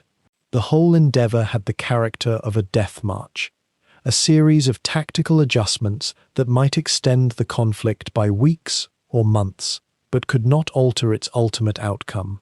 Bittrich's reputation as a capable officer meant he was frequently assigned to the most desperate situations, which perhaps was a blessing in disguise. It kept him and his men fighting on the Western Front, where conditions, though harsh, were marginally more civilized than the chaos and Soviet vengeance unfolding in the East. Yet one can sense in the fragments of testimony that survive a growing weariness, a recognition that excellence in military command meant little when the entire structure within which one operated was disintegrating. By March of 1945, Bittrich was commanding in the Rhine sector once again, preparing defenses against what he knew would be the final American crossing. The war was entering its last act. Soviet forces were already deep into German territory. Cities were falling. The government had fragmented into competing power centers. In this atmosphere of approaching collapse, Bittrich seems to have made a pragmatic decision that would define his survival and shape how history would eventually judge him. Rather than fight to the absolute last man, he negotiated the surrender of his remaining forces to the Americans in May of 1945, avoiding encirclement by Soviet forces that would have meant almost certain execution or decades in Soviet camps. This decision, while eminently rational, has sometimes been interpreted by historians as evidence of a man who had begun to distance himself from the regime's most fanatical commitments, though whether this represents a genuine moral awakening or simply practical calculation remains an open question that perhaps only Bittrich himself could have fully answered. His capture by American forces came without significant incident. Unlike some SS officers who disappeared into the chaos or took their own lives rather than face Allied justice, Bittrich surrendered himself and his unit to US forces. In the prisoner of war camps that followed, he was distinguished from many of his peers by his willingness to cooperate, to acknowledge the facts of what had transpired, and to offer his perspective to Allied officers. This too was a pragmatic choice. Cooperation with the victors was often rewarded with better treatment, with the possibility of eventual repatriation, with the chance to shape the historical record before others could define it. Whether this cooperation extended to genuine remorse for specific actions remains murky in the historical record. Bittrich lived through the war and its immediate aftermath with a remarkable mixture of candor and careful deflection, acknowledging broad facts while reserving judgment on particular episodes, especially those that might invite deeper moral scrutiny. The post-war years became something of a prolonged reckoning for Bittrich. Though he was never prosecuted for war crimes, he was interrogated extensively by Allied officers hungry for information about German military operations, the structure of the Waffen-SS, the personalities of other commanders. He lived in various prisoner camps for several years before being released in 1947. The question of what he genuinely believed about the Nazi regime, about the war itself, about the institutions he had served, remained subtle and elusive. Some of those who encountered him afterward spoke of a man who seemed to acknowledge, in carefully chosen words, that things had gone terribly wrong, that the regime had been monstrous. Others sensed in him a persistent unwillingness to fully confront his own role in that monstrosity. He lived until 1954. Long enough to see his war recede into history, to watch the Federal Republic of Germany emerge from occupation, to see his former nation divided and occupied, but no longer the engine of continental destruction it had been. When asked about Arnhem in his later years, Bittrich's reflections seem to have centered on the military aspects of the operation, the tactical cleverness with which he had responded to unexpected airborne landings, the skill with which his divisions had contained and eventually overwhelmed a trapped bridgehead. He spoke with apparent respect for the British paratroopers, for their courage under impossible circumstances, for the dignity they had shown even in defeat. Whether this respect extended to a recognition that the entire war had been an unjust enterprise waged in the service of a criminal state is less clear. One encounters in the historical record hints of a man grappling with these questions, but also hints of a man who had compartmentalized his experience in a way that preserved his own sense of professional achievement while bracketing larger moral questions as perhaps unanswerable or irrelevant to the purely military sphere in which he had operated. The other veterans who survived to tell their stories about Arnhem and Oosterbeek frequently mentioned Bittrich's tactical acumen, sometimes his willingness to honor informal truces regarding the treatment of wounded and prisoners. There are accounts suggesting moments of restraint, of an officer conscious of maintaining certain standards even amid the savagery of combat. Yet the same sources acknowledge that his divisions, whatever his own personal inclinations, were still instruments of an organization predicated on racial ideology and mass murder. This tension between Bittrich, the capable professional soldier, and Bittrich, the officer in the Waffen-SS, remained unresolved in the historical consciousness.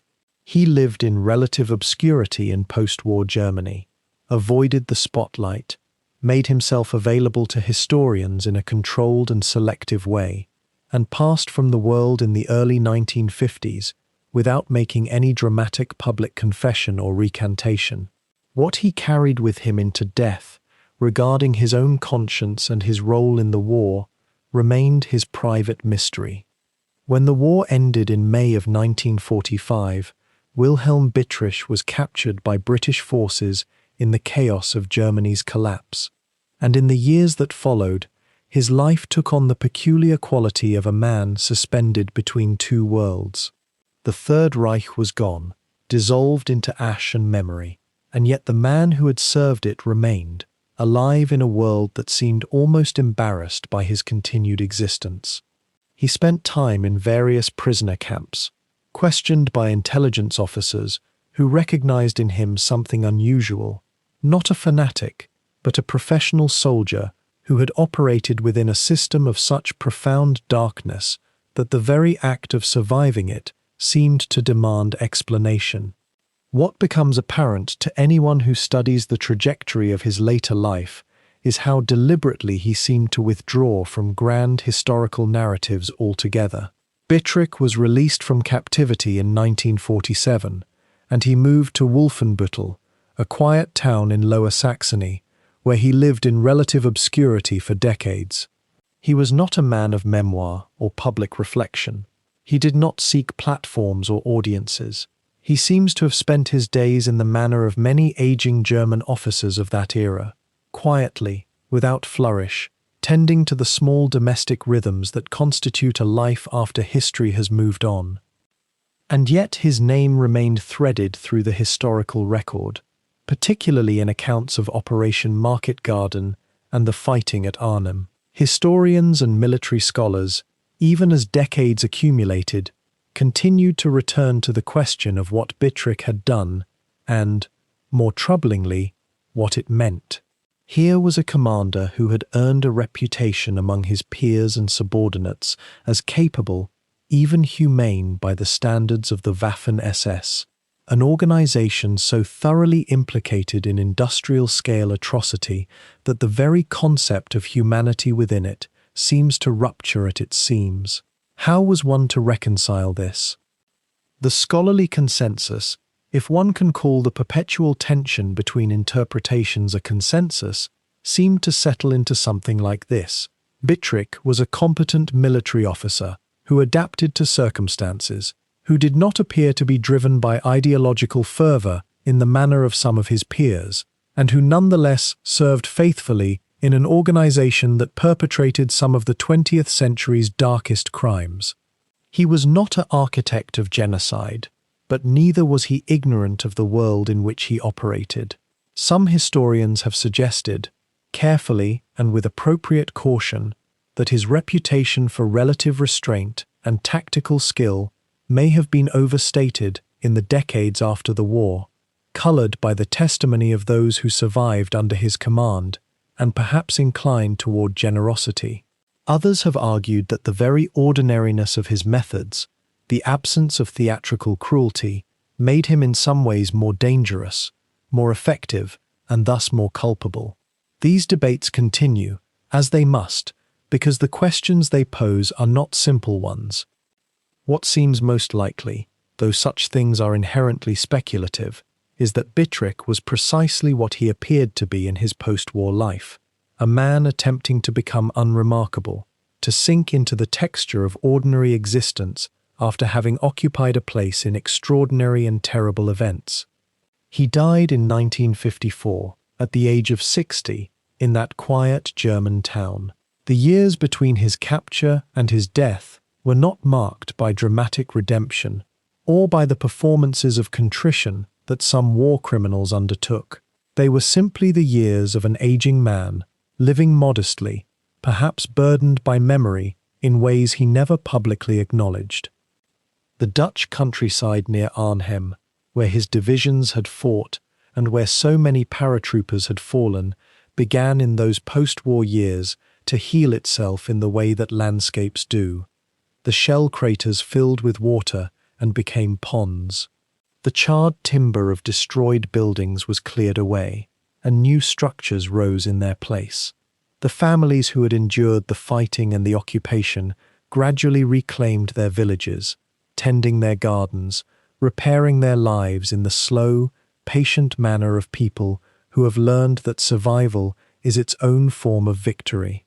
If you were to travel to Oosterbeek or Arnhem today, you would find memorials, certainly, respectful and moving ones, maintained by people who understand the weight of what occurred there.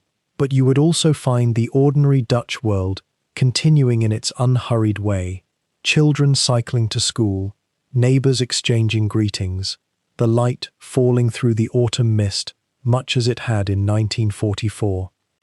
The question of legacy, when applied to someone like Bittrich, resists easy resolution. Military historians continue to admire his tactical acumen, his organizational abilities, his apparent refusal to indulge in gratuitous brutality when circumstances might have permitted it. Moral historians, and rightly so, are far more troubled. They ask not merely what a person did, but what they failed to resist, what they accepted, what machinery they kept running. There is no comfortable synthesis between these two historical impulses. They exist in perpetual tension, much as they should. What remains most certain is that the man himself seems to have sought no reconciliation with history. He lived his remaining years as a private citizen, unremarkable to the generations who came after him, a name in footnotes and historical monographs, rather than a figure commanding public attention. Perhaps that was his own form of reckoning, the choice to step entirely away from the narratives in which he had played such a substantial role, to become, insofar as it was possible, simply Wilhelm Bittrich, a man in a small town, moving through the hours and days as ordinary people do. And so the story comes to rest here, in the quiet and the ordinary, in the small spaces between great events where most human life actually transpires. The mist that once rose over the Dutch fields where paratroopers fell has risen and dissipated countless times since those September days in 1944. The fields themselves, returned to agriculture and to the cycling paths that tourists now follow, are indifferent to history. They are simply fields again, as they were before, as they will be when all those who remember these events have themselves passed into silence. The war that consumed so much of the 20th